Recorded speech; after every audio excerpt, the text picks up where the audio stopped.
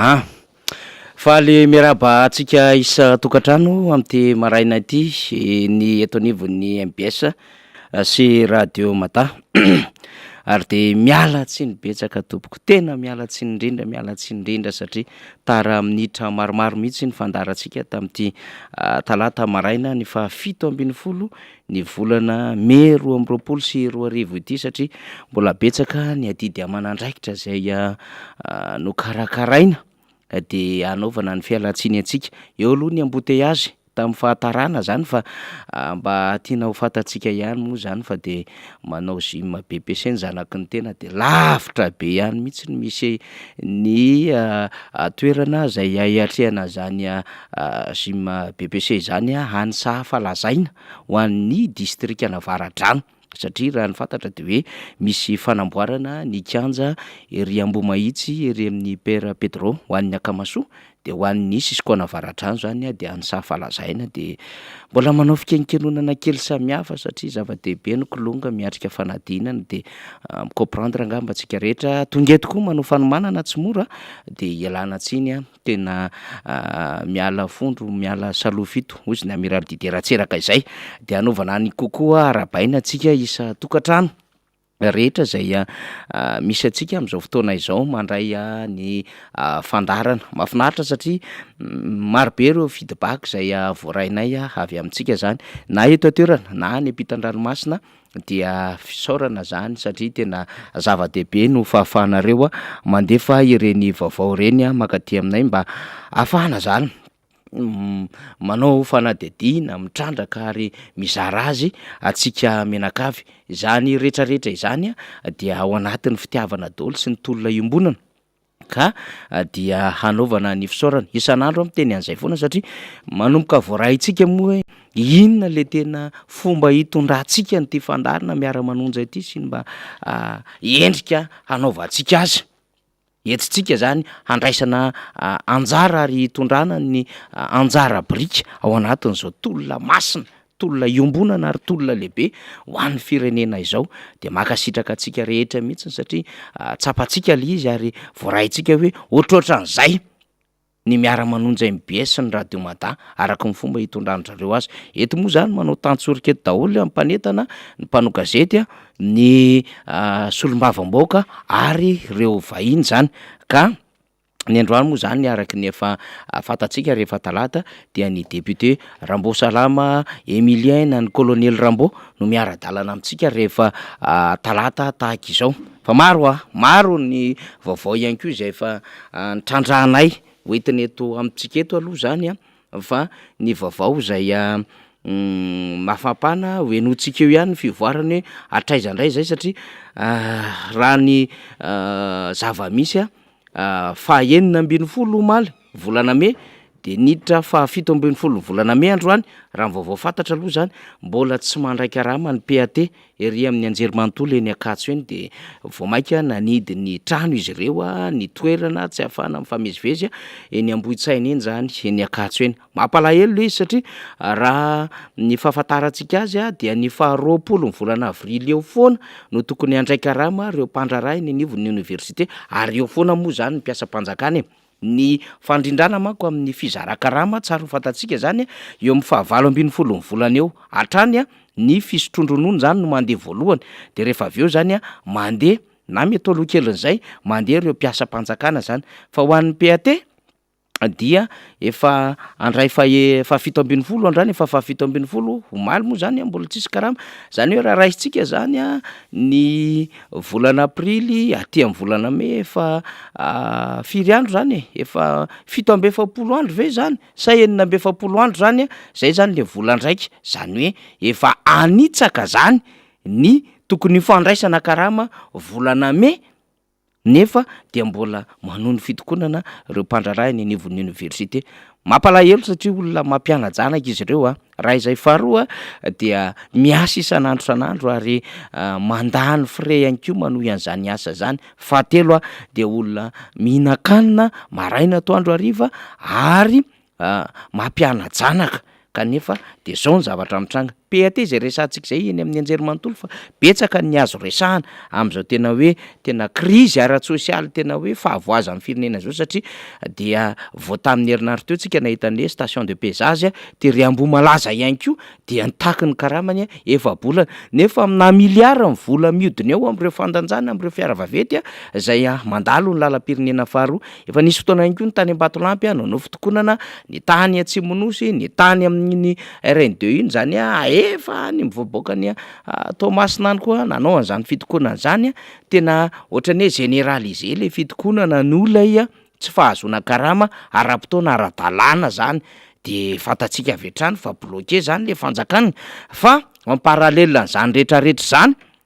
le fanjakana nefa mahita vola tsy toko tsy foroana ahafahana manao show politika amin'ny alalan'ilay Irmara na le TGV manao congrès one manao redynamisation one manao bonne année one ary ambonin'izany le fanjakana ray manontolo de manao fitokanana etseroa ary mandany vola be tsy toko tsy foroana resantsika satria jet privé mihitsy no mitondra n'ilay tompona andraikim-panjakana ambony samihafa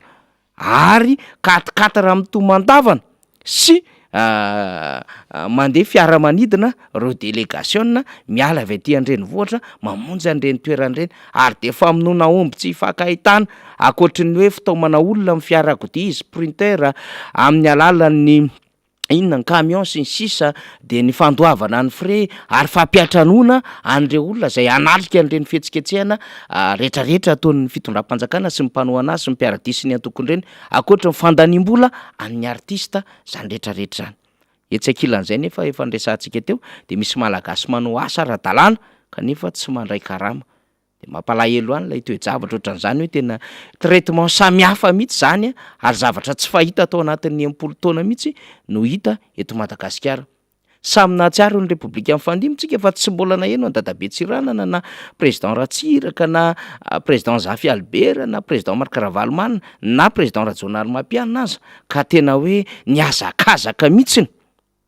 ka ny vola anaovana déplacement no betsaka mihoatra ny vola lany amina fotodrafitrasa na anaovana fihetsiketsehana toina hoe bonne année aty amin'ny mois de mai mbola manao bonne année lay toko manohana ny fitondrana aty amin'ny mois de mai dia mifandritandritakeo tsy hainao mazava congrès régional ty sa redynamisation satria mahita ny team manao redynamisation moa zany de manamokovoko koa naka an'le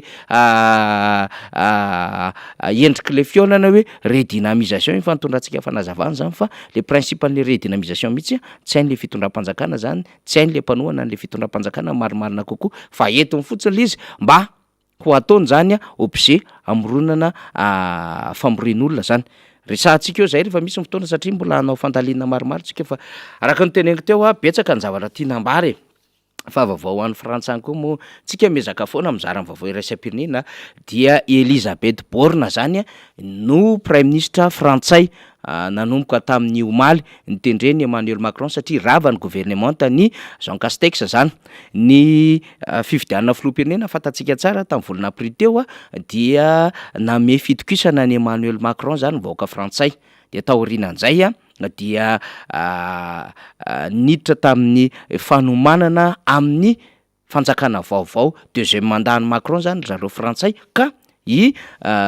gouvernement tany Castex zany no nametra-pialana rehefa nametra-pialana aingana be misafidianana ministra tsy iza moa zany fa ministry ny asa tao anatin'ny gouvernement tany Macron ihany no nakariny dia Elisabeth Borne zany Elisabeth Borne moa zany diso fantatry ny rehetra fa izy dia directeur cabinet na taleny cabinetra ny Ségolène Royal tamin'ny Ségolène Royal ministra zany ary efa nanana andraikitra be da be tamin'ny resaka transition énergétique moa zany tao amin'ny fanjakana frantsay ary efa niara-ny asa betsaka tamin'ny Emmanuel Macron fony Emmanuel Macron ministra de izy nanana andraikitra tao anatin'ny gouvernement ary efa tale maromaro tamina andraikitra ny sahany izy de izy lasa ministry ny asa io rehefa nandeha ny gouvernement tany Castex efa tao anatiny kely izy tary amin'ny Edouard Philippe zany Edouard Philippe moa zany rehefa vita le Covid-19 iny taty amin'ny 2020 de nametra-pialana izy de niditra Castex de rehefa niditra Castex zany de io nametra-pialana io gouvernement satria niova ny rivotra aty amin'ny deuxième mandat Macron dia Elisabeth Borne natao eo fa mbola mety iovany taonina satria raha ohatra ka mahazo maro anisa ny RKV zay andeha amin'ny volana jona zao ny élection législative amin'ny Frantsa de miova indray ny taonina zany amin'ny fandrafetana ny gouvernemanta satria misy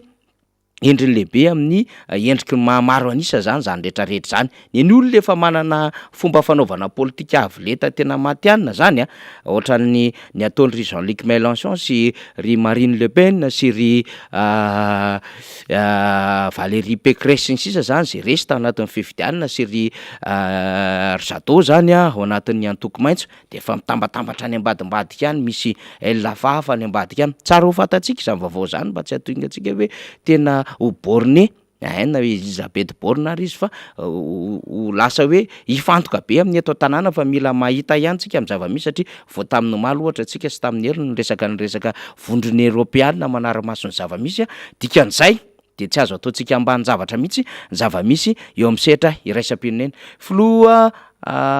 frantsay zay nanendry prime ministre vehivavy faharoa zany ty ho amin'ny fanjakana frantsay satria tany amin'ny 1991 tany hoany no nisy prime ministre frantsay vehivavy voalohany de Edith Cresson samy nahalala zany tsika rehetrarehetra zany de zao ndray zany vao misy vehivavy dia Elisabeth Borne zany frantsay moa manana karazam-behivavy enjana be amin'ny politika ry Christine Lagarde fantatsika tsara zany ry Ségolène Royal sy ny sisa fa mamoaka ny tera-mato ndray zany ny frantsay 12 taona Elisabeth Borne ataoko karazana fanomezam-baovao tsara ho fantatra ho atsika zany rehetrarehetra zany satria mandeha ny orientation politique zany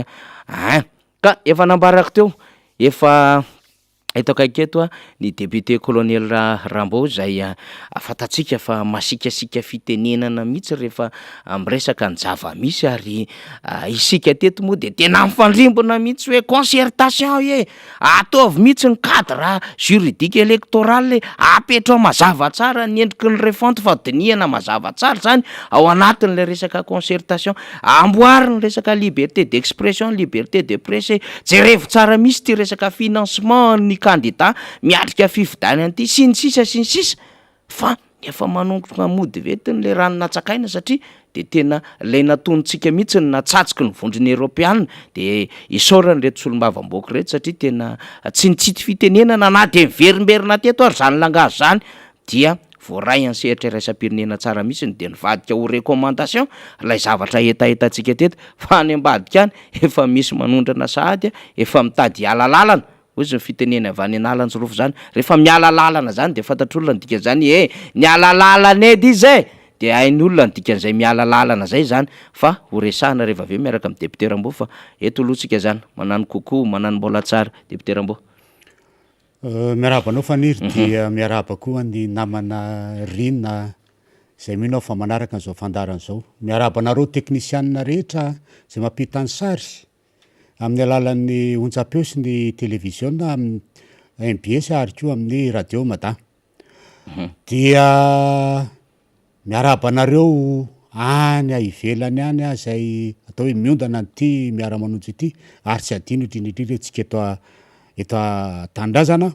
ary singanina am'izany eto amboribory tany faefatra ianareo eny avotovorona eny ianareo ao Antsirabeo izay tsy mitsahatra mangataka ny kokoa tsy ho voateny tsirairay eto fa dia atao mitamba be ohatran'izay izy mba tsy hanana tsiny amin'ny rehetra miresaka fiarabana manarak'izay dia tsy mety raha tsy misaotra n'Andriamanitra isika satria mbola notahiny sy tsimbiny ny alina ray manontolo iny ka nahatratra izao andro fa 17 ny volana Mey izao fitiavana lehibe zany ka ataoko arary ny sitsiny raha ohatra ka isotra azy ary mbola mangataka amin'ny hatrany ny fitahiny mandritry ny fandarana sy ao aoriana ny fandarana tsy adino ny ianareo zay ao anatin'ny tsy fahasalamana kanefa vetina mavaka eto nareo mba ho sitrana malaky am'izany aretina atao hoe mandazo lazo am'izao indrindra am'izao andro rinina zao izay reo namana izay manana fianakaviana lavo moa tsy le hoe lavo ny aretina rery fa lavo amin'ny androny dia mirary finoana feno amin'ny fianakaviana dia zay angamba no atao hoe teny fampidirana faniry fa dia hiditra tonga de oentina malaky ny fitenenana satria le tsetsatsetsatsyaritra mahazatra anao iny zava-dehibe androany moa dia fa 7 ny volana mia ary fa 5 taona ny collège Sainte Famille zany zay an'ny congrégation la Salienne carnaval be tokoa nanodidina Mahamasina teo ary tam'izany carnaval zany nahitanao atao hoe mpianatra marobe ary am'le mpianatra dia carnaval azy mo dia misy manao akanjona député, misy manao akanjona dokotera, misy manao akanjona mpitandro filaminana gendarme, polisy, miaramia tafika, da mpiandry ny fonja, misy manao akanjona sénateur, misy mpampianatra, rehetrarehetra zany hoe ahitana taratra zany hoe aiza zany ny eritreritry roa ankizy roa rehefa ratra zay rehefa lehibe de efa tena mba manana zany hoe za ty anao an'izao taotrany taloha anao iny anao rehefa lehibe, anao dokotera, anao an'izao de efa hita tamindreo carnaval io zany zavatra tranga zany androany ary tena nafinarina io satria niteraka embouteillage be fa atsasakady mahery lany teo nanodidina ny Mahamasina iny fotsiny ary mahita hoe miaravoniny ankizy ndraitrrehetra ohatran'izany ankizy mazoto mianatra dia mahafinaritra l'izy kanefa ny fanontaniana tokony hipetraka ho an'ny rehetrarehetra dia hoe hoaiza misy asa ho an'ireo ankizy ireo ve ao arinao sa okory apetraka zany ho an'ny mpitondra fanjakana so an'ny rehetrarehetra satria andraikitry ny fanjakana mamiasa ny vahoaka sy ny rehetrarehetra dia mila apetraka zany fanontaniana zany ary io collège io moa dia tsy afenina fa an'ny katolika izy io ary ny tena moa mpianatra atao amin'ny Saint Michel toena dia ohatrany hoe prala reo zany fanakaiky teo ary filiera misy eo amin'ny Sainte Famille de filiera misy eo amin'ny Saint Michel ary tena moa tao amin'ny teknika ary nahita an'izany mihitsiny misy fotoana simba ny atelier ny resaka teknika atao amin'ny Saint Michel zany de lasa zay nindrana machine outil atao amin'ny Sainte Famille de tsisy problème mihitsiny fa de mahasamihafa azy fotsiny hoe ndray an'ny jésuita ndray an'ny lasalenina ary tiako marena fa école manana ny maizy azy zany ary namola vola olo manga marobe profo zany anareo député Rambo général Rakotoarizao zay prime ministre tamin'ny androny Filoratsiraka zao mpianatra ny Sainte Famille reny hitanao am'izany président Ratsiraka koa mpianatra Saint Michel miaraka ny religieux professeur Razanamasy Pascal Rakotomavo Saint Michel promotion famille tsy latsaky zany ko manana ny maizy azy zany établissement ohatran'ireny fa fantanina mipetraka fotsiny de hoe manahoana fanoana fanjakana n'ireny établissement reny satria raha tokony izy de tokony misy subvention ny fanjakana reny établissement privé reny mba mandeha arak'izay izy ve sa manao sovalin'ny Robson miato bill zany hoe efa manao ny andraikitra mafy be amin'ny miasan'ny fanabeazana sy ny fampitana fahaizana ho an'ny ankizy kanefa tsy mba mahazo an'izany subvention omeny fanjakana zany ka nasoany azy zany de mahazo an'izany sa tsy mahazo faharoa de hoe akaizy reny ankizy reny amin'ny rehefa lehibe anana ny antonasa ameloman'ny tena sy ny fianakaviany ve sa azo diplôma fotsiny de sanatrizany manana ny atao hoe M2 izy mivoaka avy eo amin'ny Sainte Famille eo za catégorie 8 zany kanefa andeha ivarobariny atao rehefa avy eo tsarakaraka le filière na ivarotra composé na anao taxiphone sy ndraitra zavatra ohatran'izany zavatra zany ary zany ny problème manika izy am'izao fotoana zao tsy arakaraky ilay diplôme fahaizana mivoaka no ahitana ny asa rehefa avy eo fa tena namitsy ka apetraka amin'ny fanjakana zavatra any satria tadio fa ny ankizy am'izao fotoana zao ny tanora am'izao fotoana zao no taratra hitondra an'ity fireneny ity lasa tsisy antsolo le orientation zany le hoe vao manomboka mianatra de fo fantatro ny 10 taona hitsahanao orina n'ilay fianarana vita zany ary zay le endriky le carnaval le sahany député Rambo teo izy io efa manomboka misy maromaro manao an'io de ho an'izay manana nofinofo zany de mametraka hoe za mba te voakatra zao fa te mampalahelo ihany tena nakakady zay tianao pilote aloha zany le hermady mbola sasahirana mbola taraiky satria na piloty malagasy ane zao lasa nandeha any ivelany any daholo misy any Afrika misy any Indonésie misy any Dubai satria mpitehana le ramady dia zao ny farany tsikasany zavatra zany a mila mamperitreritra ny mpitondra fanjakana dolo mamperitreritra reo eo amin'ny atao amin'ny gouvernement mijery hoe matoa misy zavatra reo matoa nikirinao reny carnaval reny a de misy dika misy hevitra tiana ampitaina amin'ny mpitondra hoe makaizy zareto a rehefa tonga ny fotoana amin'ny andro ivoanay a sy ny anananay an'izany diplôme zany zay ny amin'iny tsetsatsarotra anankiray ny faharoa dia efa antenaiko teto tamin'ny heriny a fa dia mbola ataoko ndray zany hoe fanamafisana an'le izy hoe tena leo am'le fanomezana an'lay famezandalana itona fiarakodia mihitsy ny tena problème maro miteraka ny accident eto Madagasikara zavatra anankiroa no teneniko auto-école tsy ho teneniko eto ny anarany faharoa miteny hoe mba tenenanay zany auto-école zany a de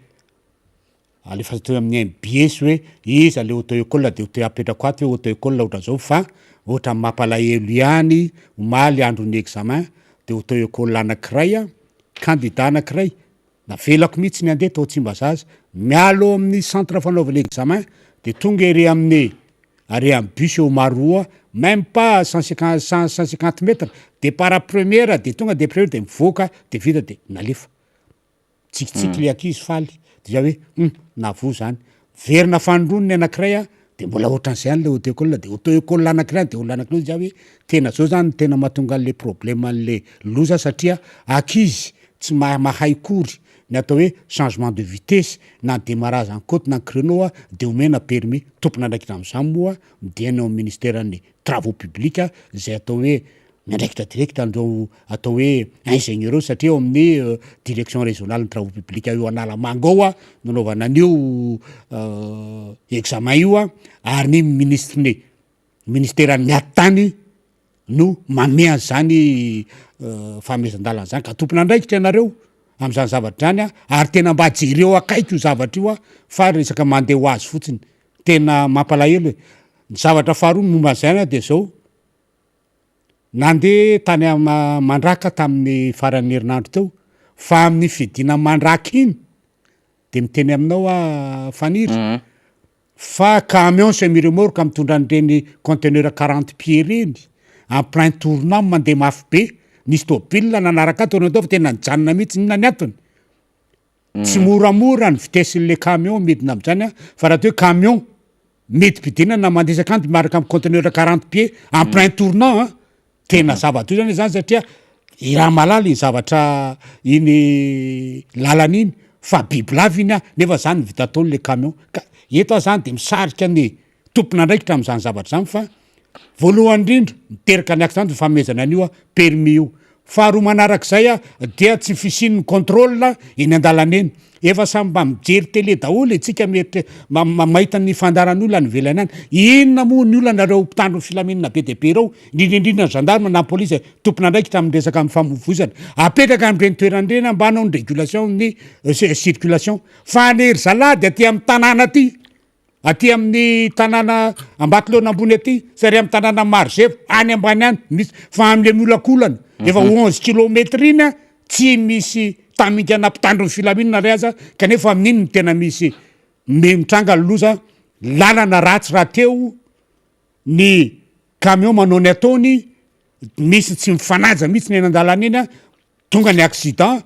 de faly fotsy miteny anao an'izao zay fa misy ny accident fa manino de sirona de miloza io ka atsipy zany zavatra zany na mpitandro ny filaminana tompona andraikitra rehetra momba ny famovozana io a fa tena matimaty foana le olona am'izany zavatra zany zay angamba ny resaka tsitsitsaritra kely fany fa tena mampalelo ny zava-misy a ary zay mahatonga ny olona matimaty foana mety tsy problème ho an'ny olona am'izao angamba hoe mana fianakaviana maty zany fa tena nefa isika malagasy amin'ny malagasy atsika de tena sarotiny amin'ny tsy mahazaka an'izany hoe matiavana zany kanefa zany zavatra zany de hitanao hoe misy irresponsabilité amin'ny famezana permis irresponsabilité ho an'ny tompona andraikitra mpanamboatra lalana satria lalana ratsy irresponsabilité ho an'ny contrôle eny an-dalana mikasika ny hoe ny excès de vitesse sy ny fanajana eny an-dalana eny ary indrindraindrindra le fanabeazana ho an'ny mpitondra tomobile de tsy misy satria tady io tsara fa am'ireny mpitondra tomobile reny araky ny eny de misy mihinana cola mihinana katy eny an-dalana nefa zany katy zany drogue douce zany de amidiridiry fotsiny maso any tsy aina tsaotsony misy mifoko arongony mialatsiny misy misorotoko zany zavatra etretra zany a mila contrôlen'ny mpitandro filaminana any anebakeba-tany sy any amin'ny any fa tsy faly ety amin'ny tanàna ety fotsiny a moatahoaty ety an-tanàna ety a kanefa zavatra mitranga tsy eo an-tanàna mihitsy noho zany a fa ny an-dalana any zay angamba zava-dehibe zay le resantsika mandrakariva hoe zay le miara-manonja ny MBS Radio Mada mitondra fitazaintsika éducation betsaka mihitsy am'izao fotoana zao ny loza mpifamovoizana de ny akamarony de hoe ho an'ny mpanao fitaterana moa zany de hoe receveur niakatra fa eo ihany koa ny olona anao anatin'izay zany de hoe ny olona zavatra hita isan'andro eo a pratika mamoaka sy mamiditra fiarakodia sy le matory ao anaty fiarakodia de lasa mahay automatique mahay mitondra zay zany samy hafa le izy a mahay mamily fiarakodia hafa sy lay hoe tena mitondra fiarakodia samy hafa ny mpamily sy ny mpitondra zany aloha tsara zay hiavaka zay de eo am'le fiarakodia inge rehefa resahana le izy misy code de la route respecteny ao anatin'izany a fa tsy mandendeha ho azy fotsiny de zay mahatonga le permis volotsolozy satria maika hazo an'le permis de efa mahay mamily de le mahay mamily moa zany makavy de akavana na mahitsy be fa hafa mihitsy le tena mitondra mahay mitondra fiarakodia ny atao hoe mahay mitondra fiarakodia dia mahay tsara ny toetoetra eo ambony le direction mahalala tsara ny fiara entina ary mahafantatra ihany koa ny code de la route zany zay zany a zava-dehibe ka raha mitondra zay tsetsatsetsatsaly zay de anjara briky hoentiny miara-manonja izany eo anatrehan'ny fitazaina ny olom-pirenena na ny resaka civisme zany resantsika zany fa hitondrako tsetsatsetsatsalitra ihany satria mba nampalahelo le tranga omaly a tena andravoango teny misy sekoly ray lehibe sekoly mpino moa zany tety ivelany teo a de nisy moto zany very de anarina antsika efa miparitaka ny amin'ny FB any le izy a G5 le izy a fotsifotsy a mba anaovy fiaraha-mientana mba hanomezana vaovao mahakasika izany satria de tena mba ezaka lehibe ary ty tena zay le tsy fandripahalemana mbola resantsika miaraka amin'ny député Ramboly izy a betsaka ny halatra moto am'izao fotoana zao ary ny halatra koa de mandeha ny toto-batona tanina renina le vato iny tompoko de misy manala de misy mangalatra efa simba daholo misy le toe-tsainy malagasy ny vy zany tsy fakahitana ny lalamby be ny tanàna sefokotany mangalatra any ambany volo any zany ny zava-misy eto Madagasikara am'izao fotoana zao de ho an'le halatra moto teo moa zany efa misy fitaraina sy filazana mandendehibe anaty Facebook any zany a betsaka izy any a ivoaka ny tsara mahakasika izay satria efa manao fikarohana am'izany a ny tompony zay akaiky de akaiky ny tena moa zany fa mba hanaovana fitarainana eto zany a ho antsika rehetrarehetra fa mazana be ny trangan-javatra ohatran'izany a tena betsaka le halatra no ninona le izy no le fahantrana ny dikan'izany a rehetrarehetra any ka zay moa tsetsatsetsatsyaritra fa anankiray tsetsatsetsatsyaritra amaranako an'izay adevitra fa iverina ato amin'ny député Rambotsika misy lalana ny ria bypass ery de bypass a fantatry ny rehetrarehetra le izy a ty amin'ny côté Olsim moa zany ary felana zany zany hoe efa afaka ny sapana betsy a de miazo amin'iny a rond-point be Ambohimankakely iny fa il y a 3 semaines passées zay no nitotofana le lavaka be tao fa notorana le lalan'ny ratsy be fa am'izao tsika amin'ny teny zao de efa misy lavaka eo tompoko vao telo herinandro ny totofana lay lavaka be ny rakofana tara mihitsy le izy goudron namboarina zany tena ny dekapena mihitsy de ny rakofana goudron tara ataokeo eo amin'ny 20 mètres mahery eo mihitsy ny alava an'le fandrakofana zany fa am'izao tsika amin'ny teny zao efatra amin'ny fakomaly izy iny de efa misy lavaka ndray ao boribory be miforona de misy rano zay menjera avy any ambony avy any de le rano tsisy évacuation zany tsisy lalana anairako ny commune Ambohimankakely ijerany io de vao ny Olsim io zany eo amin'ny are eo zany satria lay rano zay avy any amin'ilay totohatra avy any ambony avy any zany a de tsisy lalan-drano de mikoka an'ilay goudron vao namboarina zany de hiverina lava vao telo herinandro iaho raha be indrindra angam'izay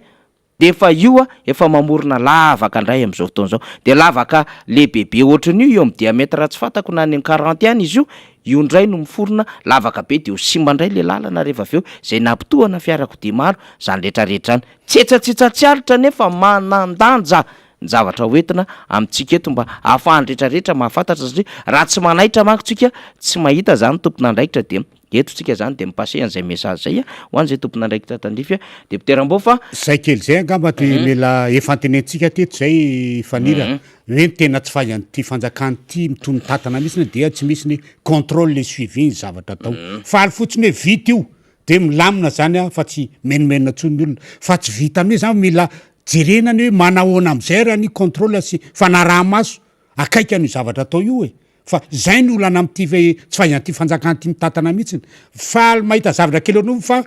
tsy hita aveo hoe ahoana fanaraha-maso an'io zavatra io de zavatra ohatran'izany zao a nandanina vola ohatran'inona tsy toko tsy foroana satria zany tsy vitany hoe ray alina na fa tena vola be satria natao tara la izy a de efa andrasanao loka be ndray ve de ahoana de mba ahoana ny eritreritry mpitondra fanjakana hoe vao telo herinandro izy anao vitsy zavatra zay a ny entreprise nanao azy a de mba ahoana ny ataon'ny fanjakana am'zany zavatra ka zay ny problème eto amitsika eto hoe atao a fa tsy misy fanaraha-maso sy ndretrarehetra zay zany moralité alizy zany hoe fanjakana tsy mahavita hoe tena manara-maso hatramin'ny farany zavatra atao zany tya fa am'le voalohany iny fotsiny a de eo de mijanona ka matetika midona poto lava dia zao mahatonga ny vahoaka malagasy amin'ny fiainana andavanandro a mirefotra ohatran'izao hoe zay fandrehana deputeram-bo tamin'ny faran'ny herinandro ny actualité malaza be mihitsy fa mino fa mbola tsy tary ianao ary mbola manakambara satria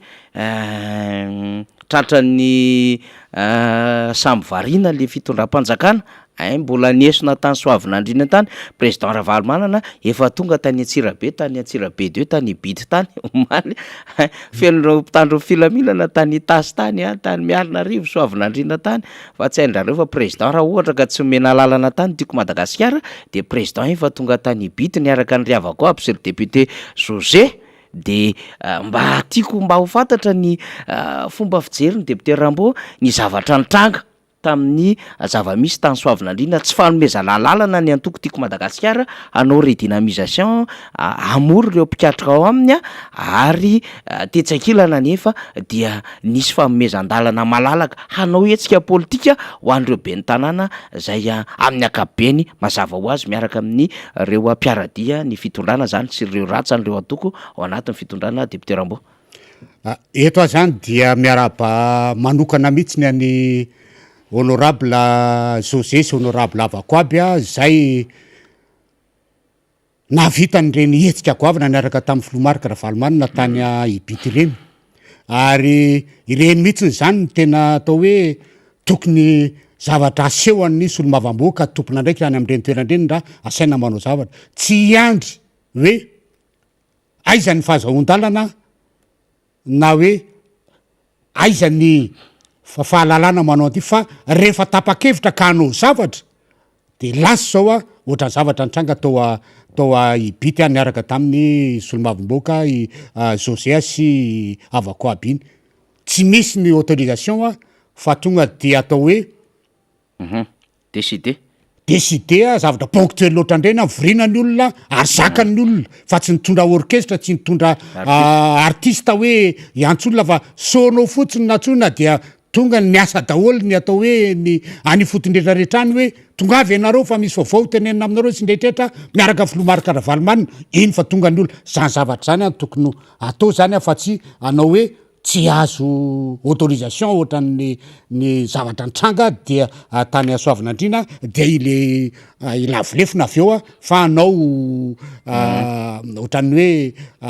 hialatsy zany fa de zay manara-dalàna zao ina sy ndretrarehetra tonga zany de mahitsy be mitena zany fa zavatra ohatry nataony José honorable José sy avako aby reny na tsisy autorisation raha tonga de lasa zany hoe reny zany miseho fa rehefa vory vahoaka ohatran'ireny na mafitaky niny azy any amin'ny fitondrana tsy maintsy lefitra any satria tadio fa raha reny vahoaka be de be limbaovao te eona amin'ny solomavamboaka indrindrindra te eona amin'ny filomarika Ravalomanana reny le ho sakananao ka anaovanao zavatra hafa eo de mino tsy mahatoky fa tena feon'ny vahoaka reny feon'Andriamanitra tsy ho vitanao mihitsy zany any hoe andravany reny fa de tena mbola verika eto indray ny fiarabana anizy mirahalahy iavako aby sy Antsirabe 2 José navita nyrenetsika ireny ary amafany zay amafandreny raha vita koa fa zay de niteny zany hoe arabaina raha lafa nafinaritra reny ary tena mitamity nitanjaky ny atokotiako Madagasikara any faritra misy anareo verina am'le resaka hoe le tao isary eo ny midi Madagasikara namoaka inona misy député Ramboa io izy io tiako Madagasikara izy izy arrivé inopiné de Marc Ravalomanina Antsirabe tena fahatongavana tampotampoka tsy laposiny zay le stratégie zay le paikady président zay mila matanjatsaina am'izay tsika miatrika an'izy ity satria efa kilalo maloto eto tanàna de mila sa am'izay tsika fa tsy hoe manao de rehefa tsy mahazo alalana de mirepla sy ny sisa moa zany fa miatrika tsika de apetraka mihitsy zany am'izao manomboka zao apetraka am'izao le manombony hoe kiosy gagne rehefa sainao de mahazo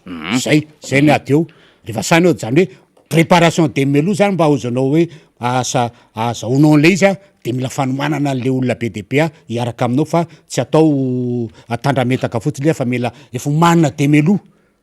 psychologiquement ny olona zany hoe misy an'izao fa de efa miomana am'izay tsika ka iverina am'le resaka atao soavinandrina zany zay atao hoe hita mihitsiny zany lay atao hoe ny fanaovana deux poids deux mesures ary ny traitement inégal zany sur le terrain politique zany amin'ny nataonty fanjakana ty zany hoe lay fanjakana zay tokony mametraka azy hoe ray aman-dreny ka ametraka ny antoko politika rehetra amin'ny sur même pied d'égalité même traitement zany de tsy zany fa mamety tombondahany ny antoko eo amin'ny fitondrana mamety tombondahany ireo atao hoe plateforme navondrona miandany amin'ny fitondrana ka zany zavatra zany dia tsy misy olona po meto akory ka naiky an'izany fa zany zavatra zany no mitoy dia misy zanatsindrinila zany dia hiteraka raharaha ary mety hiteraka crise ao arina kely eo crise vaovao arina kely eo rehefa tena tonga tokoa izany atao hoe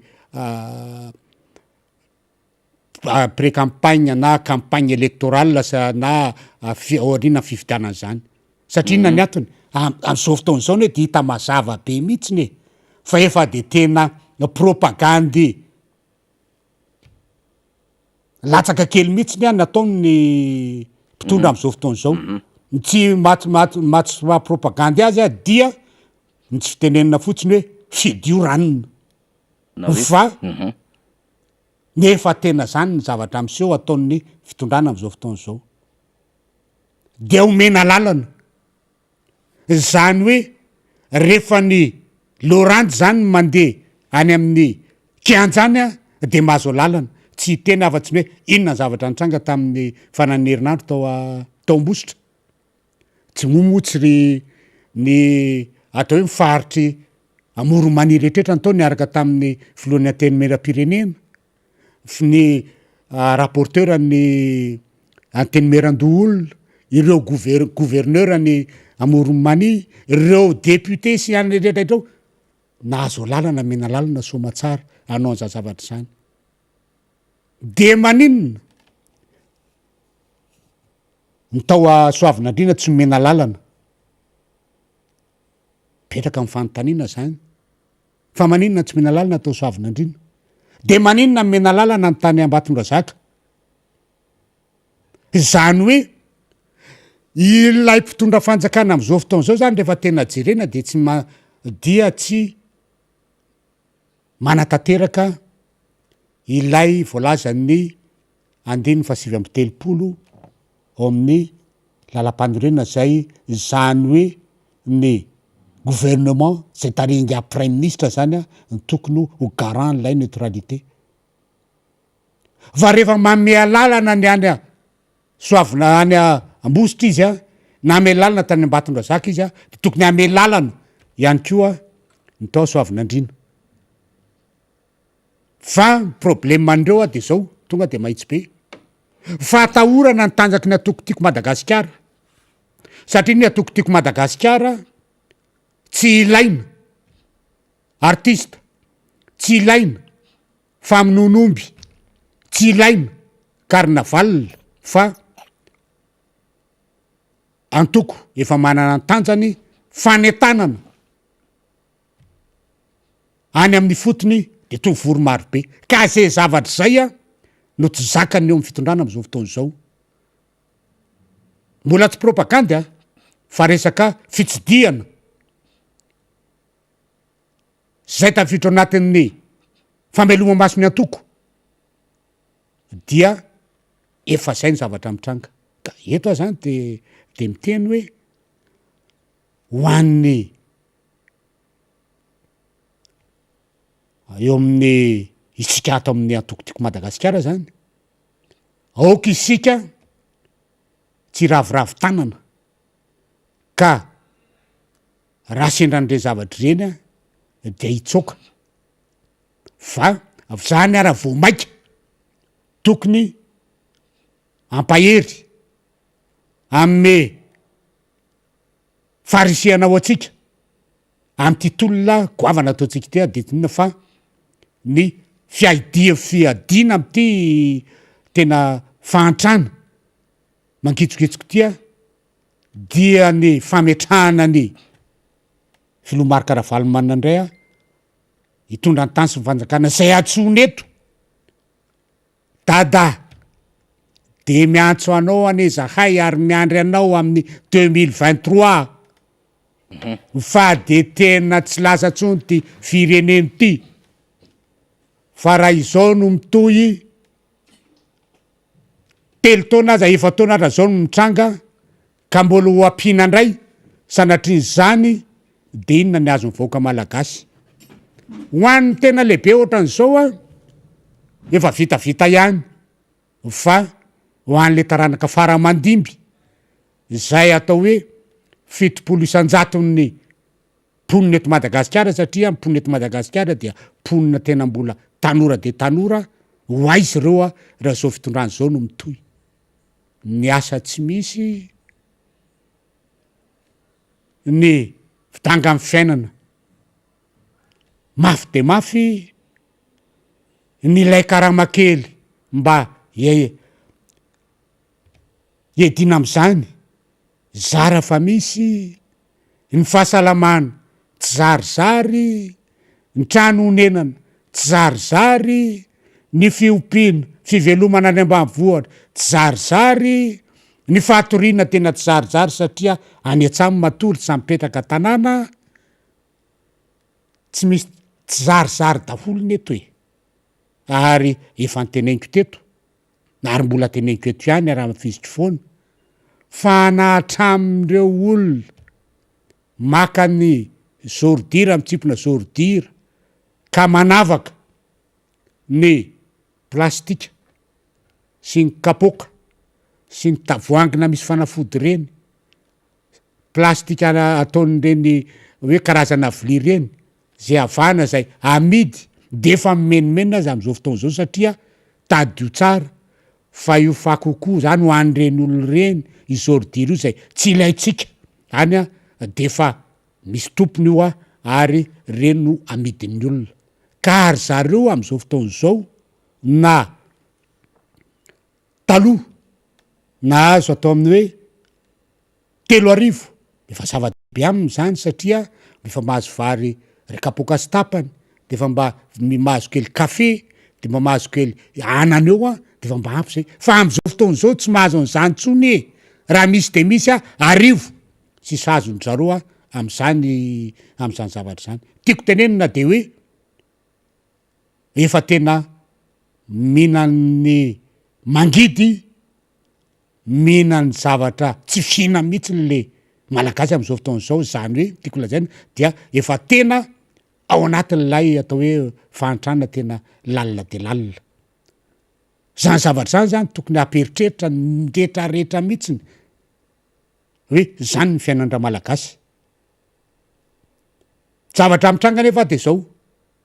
ny tsy atongavan'lay fiainan'le malagasy mba anana zany fiainana miatsara zany mihitsy nataon'ny fitondrana am'izao fotoana zao a ny amin'ny resaka ady la politika atao a amin'ny resaka atao hoe fibodona toerana tsy mety ametraka zany demokrasia zany a eto amin'ny tany sy mifanjakana raha ny resaka fotsiny zao de ny resaka hoe na tamin'ny tsanga tamin'iny herinandro iny dia ny tenin'ny communauté internationale zany union européenne zany mission union européenne dia ny teny hoe mbola fotoana zao anovanareo any cadre légal momba ny fifidianana amin'ny 2023 za efa recommandation ho an'ny toromarika amen'ny communauté internationale tamin'ny fifidianana tamin'ny 2018 am'izao fotoana zao nefa zay zany zavatra zany zay efa mivoiziny mpanohatra hoe mila jerena tanteraka mihitsy ny cadre légal ny momba zay manodidina ny fifidianana io eny hatramin'ny firafitry ny seny zany communauté internationale de nanamafy ary mbola tsy tary zao zavatra zao inona ny antony mba tsy isin'ny olana ary mba ananan'le malagasy ho avy mamiratra satria tadio tsara fa le fifidianana fifidianana madio eken'ny rehetra zany ny tadiavina fifidianana tsy isin'ny problème ny valim-pifidianana zany ny tadiavana zany ane no natonga ny atao hoe ho avy mamiratra amin'ny malagasy satria izay de mahita fa rehefa tonga madio lalao amin'ny fifidianana io dia ny eo amin'ny mpanohatra zay tareha folomarika Ravalomanana no amin'ny fitondrana raha tena madio lala io lalàna miplasia amin'ny fifidianana io fa fananina tsy ho atao am'izany io zavatra io satria tsy eritreretina le hoe ho avy mamiratra le malagasy no jerena no avindreo taranaka faramandimindreo no jerena fa resaka fitiavatena fitiavana ampanakarena namana tsy manodididinao le koleba manodidina fitondranao zay no atao fa tsy tena mijery an'lay sarababe mbahoaka ka zay zavatra zay zany ny zavatra mitranga am'izao fotoana zao ary mampalahelo de zao na efa miteny azy ny communauté internationale manoro hevitra hoe tsy tarinareo fa am'izao session zao afaka manao tsara zay manovany zay cadre légal rehetra satria mbola misy ray volana sy tapany ane afaka atao tsara mihitsy zavatra zany zany dikan'izany de hoe mila ataonareo lay concertation lay ovana io lalàna rehetrarehetra io dia ao daholo ny rehetrarehetra naneo amin'ny fitondrana naneo amin'ny mpanohatra naneo amin'ny société civile na ny hery velona rehetra naneo amin'ny FFKM mijery hoe tanindrazany ombonany tia ahoana ny lalàna tokontondrana ty fividianany tia mba tsy isin'ny oataoatantsony rehefa aveo arinan'ny fifidianana fa tena hoe io ary nizy satria tsika niarana metraka an'io zavatra mampalelo nefa de zao de efa misady miteny hoe kajy politika io hoe zao hoe misy lombavamboaka honorable namana zao avy eto amin'ny tanina revirevo ohatra maly de niteny mihitsiny hoe zay de tsy mila an'zany concertation nationale zany fa refonte le refonte ane ka tafiditra ao anatin'le izy ary anisany hoe singa anankiray ao anatin'lay lalàna tokony avoazina kasika an'io refonte io zay zany de miteny tsy misy dika nanaovana refonte zany raha ohatra tsy misy ny concertation nationale fa ny concertation nationale io mitondra an'lay lalàna rehetrarehetra momba ny fifidianana na ny seni io zany no ain-dehibe ary mila jerena io zavatra io fa raha hoe refonte zany fotsiny c'est pas la peine manao an'izany to nefa nisy an'le ralina natao teo le révision annuelle de nefa anao refonte ndray de inona zany le ralina teo inona le refonte satria ve teneny hoe ataovy ty de io tsy maintsy atao fa le refonte zany nalany tamin'ny conseil du gouvernement zany tsy misy dikany zany raha tsy atao aloha ny concertation nationale momba an'io lalàna ray amanontolo mikasika amin'ny fifidianana io alefatsika ary lay feo an'le solombavamboaka no tenen'ny député Rambo teo de verenantsika ny adevitra zay niresahany teo nivo ny vondrona européenne vetivety andrimatoa solombavamboaka ho antsika mpanaraka zany satria mety misy manontany tay zany feo zany satria efa namaly sady zany mpanohana fitondrana zany ay de notsika vetivetika le izy de miverintsika député Rambo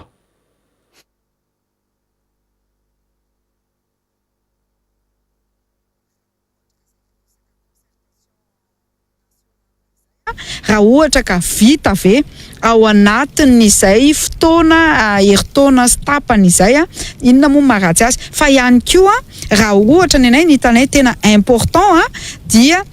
ny irosona amin'io refontina lisym-pifidianana io ahafahany antoky rehetrarehetra politika rehetrarehetra sy ny vahoaka rehetrarehetra afapo amin'ny fanaovana an'izay lisym-pifidianana izay katsikajy politika za mahafantatra satria anisan'ny mpanao politika ny tena ao anatin'izay diversion fotsiny io resaka concertation sy ny karazany io fa aminay de hoe ny asa vita ny fampitsarana rehefa vita tsara io refonte io hitanay hoe zay no important indrindra satria eny anivo ny fokotany eny anivo ny district eny anivo ny ministère no miaraka miandraikitra amin'izay ka ny mpanao politika rehetrarehetra ny antoky rehetrarehetra de miaraka miverifie sy miaraka manatotosa mba tsy hisy lesoka intsony ny fanaovana an'izany refontina lisym-pifidianana izany. Eny izy iny député Rambo zany niarana entsika teo telo ny zavatra nasongadiny teo de averiko amintsika izy important aminay ozy izy zany refonte zany zany taorian'le fanerena sy les missions d'observation lay vondrony européenne zay vao matsapa le fitondram-panjakana fa important am'le izy nefa ny lalàna mametraka fisaky ny 10 taona anao tao fa mbola nalefandrareo aloha le ralina de fa nakatina tamin'ny 5 volana mety eo izy tamin'ny lady de mivoaka zany zao fanambarany sy ny fa eo amin'ny 10 millions mahery eo zany nisy ampifidy zany de miverina am'izay aty amin'ny volana me zany zareo vao matsapa hoe important amin'zareo vokatry ny fanereny vonina européenne mahatonga zany faharoa de hoe ho vita ao anatin'ny heritaona ve zany fahatelo de hoe diversion fotsiny io de tsy fantatsika aloha iza le omeny le solombavy an'izay message zay diversion fotsiny ny mpanohatra amin'ny teny an'izany ve sa ny vondrony européenne nametraka an'izany concertation inclusive izany ou recommandation donc iza manao diversion ny vondrony européenne ve fa ty ny zavatra nambara ny vondrony européenne député Rambo tao anatin'ny zavatra resany io izy io dans la perspective ozy izy amin'ny fiatrehan'ny ny fifidianana ho avy amin'ny 2023 la mission de suivi électoral a rappelé mampatsiahy ny recommandation de la mission d'observation électorale de 2018 nampatsiahy ny mission d'observation ara-pifidianana tamin'ny taona 2024 et l'importance de leur mise en œuvre sy mahazava-dehibe ny fanatanterahana izany dans les mois qui viennent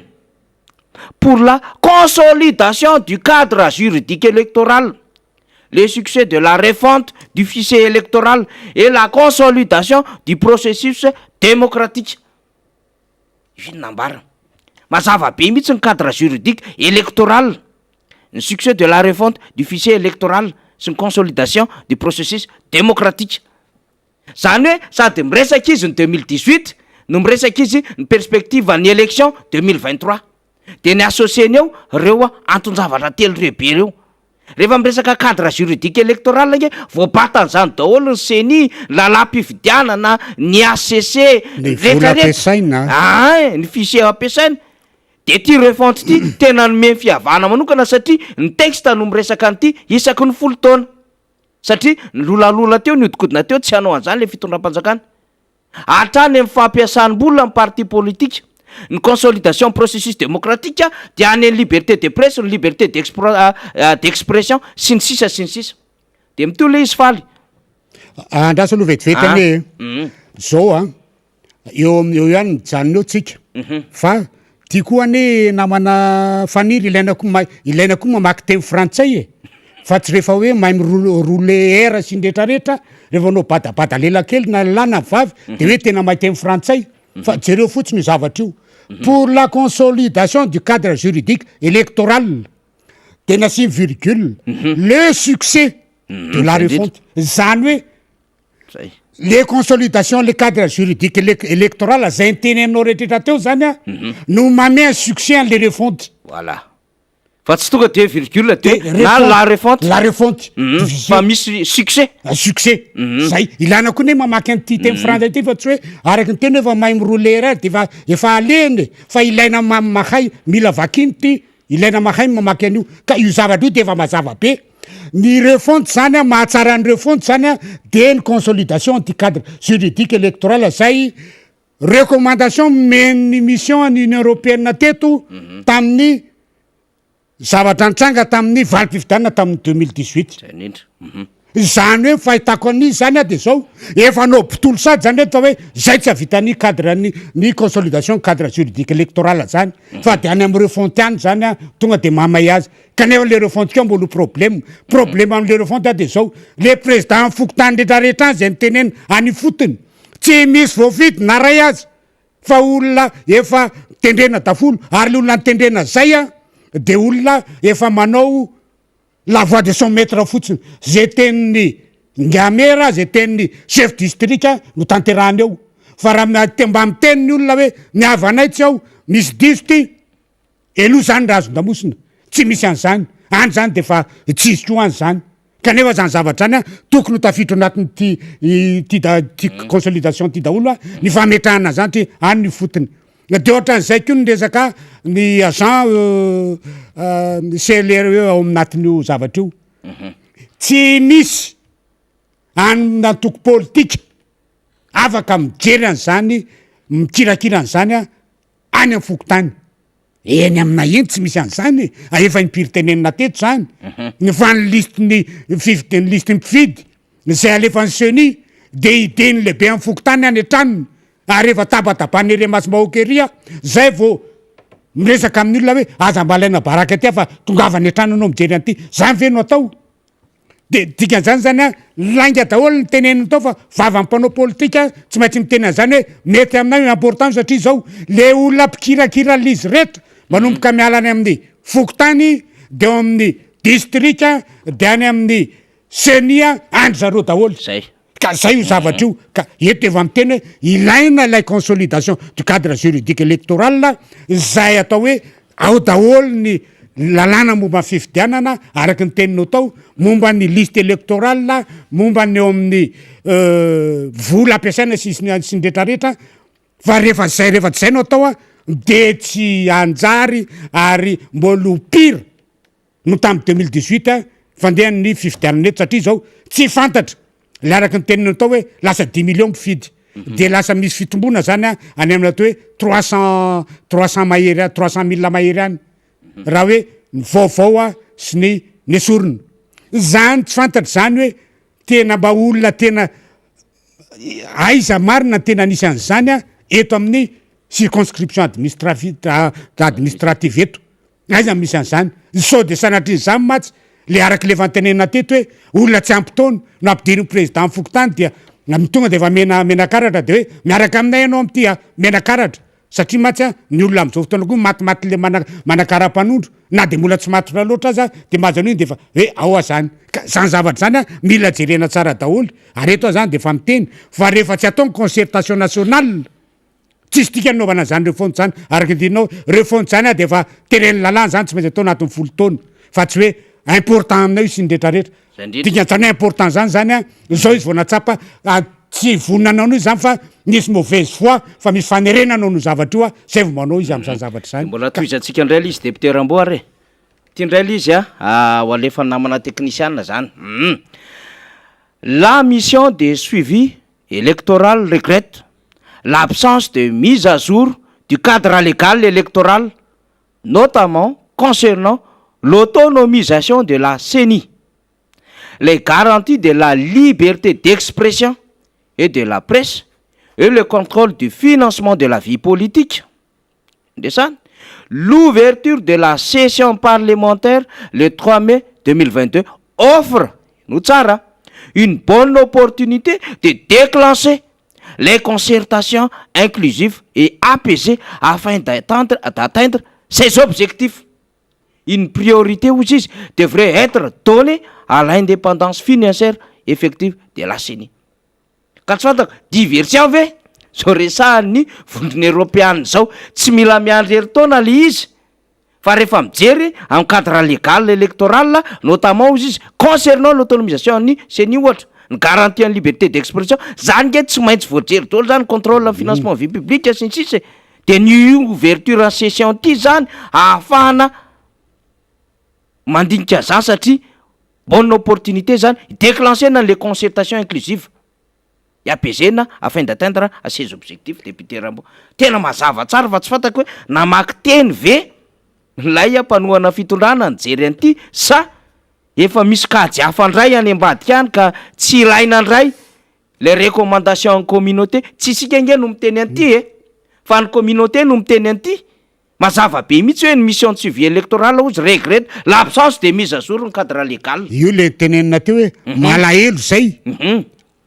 ny amin'ny fametrahana zay resaka hoe cadre légal électoral zay zany hoe dikan'izany hoe le regrette zany de zao ny tenenina mba hanatsara zavatra fa tena misy hoe faratsindoa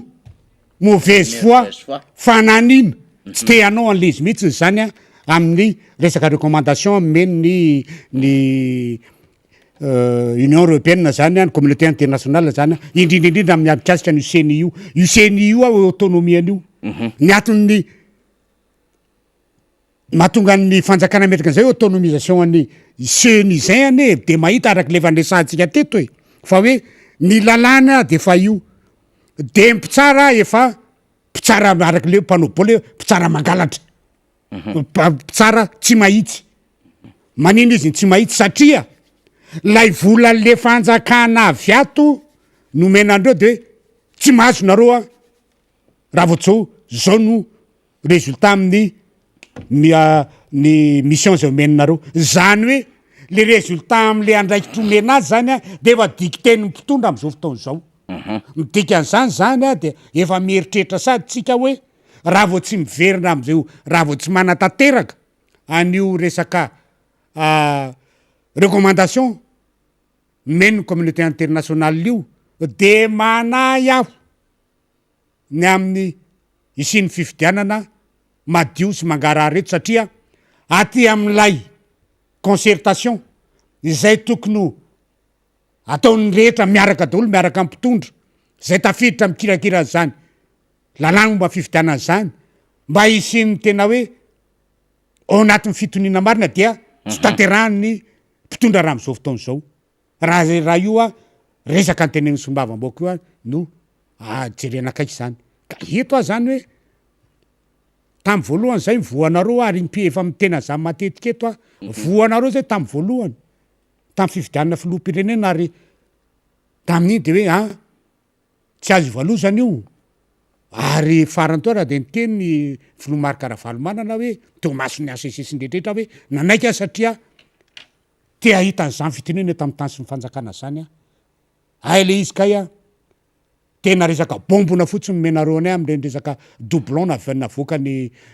via filoha lefitry ny CNI reny nandeha koa ny solo ny président CNI de mbola nanamafy an'izay voanareo zay taty amin'ny lista électorale io any taty amin'ny resaka législative sy taty amin'ny resaka municipalité fa androny zay voanareo fa eto tsy ho tratranareo tsony zay am'fanotelony fa eto de ozy am'teny hoe mifankahiteto tsika fa tsy misy anaiky an'izany tsony eto tsy misy anaiky an'izany tsony eto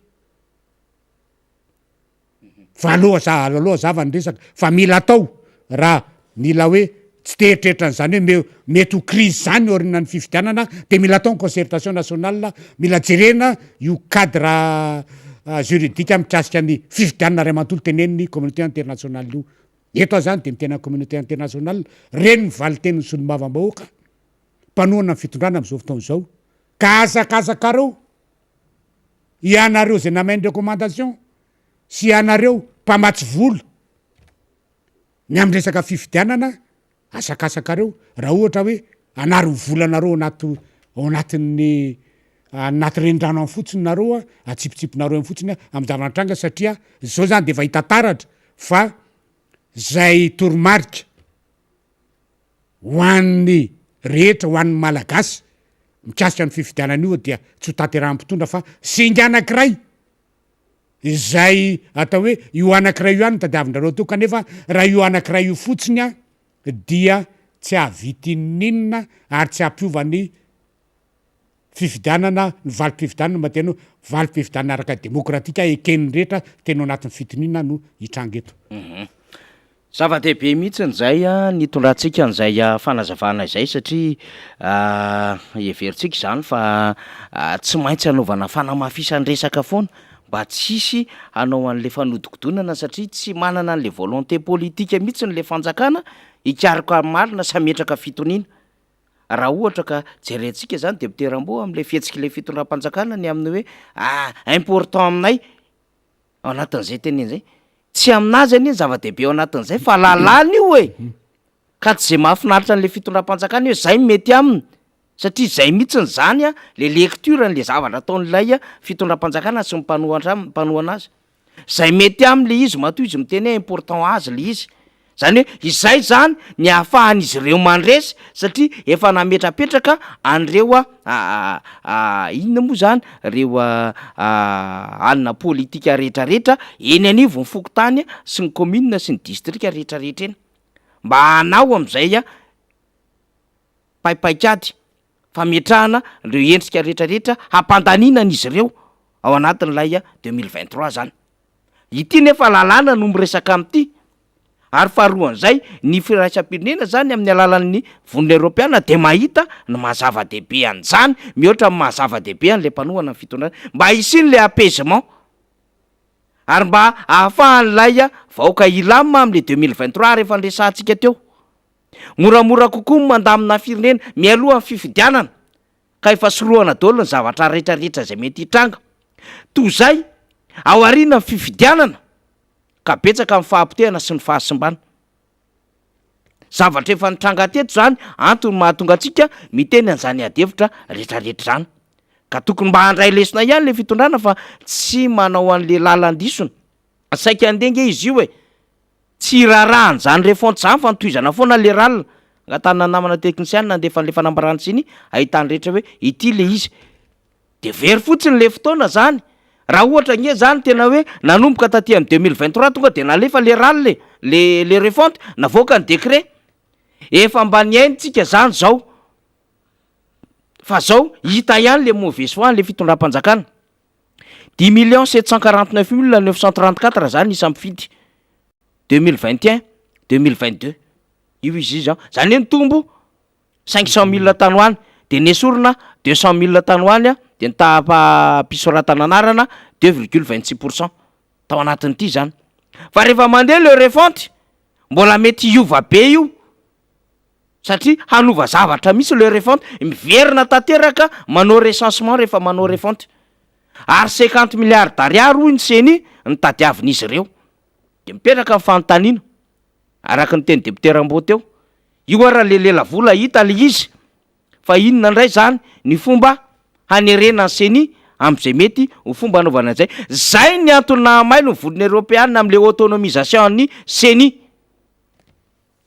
Ka raha ohatra ka ty le vola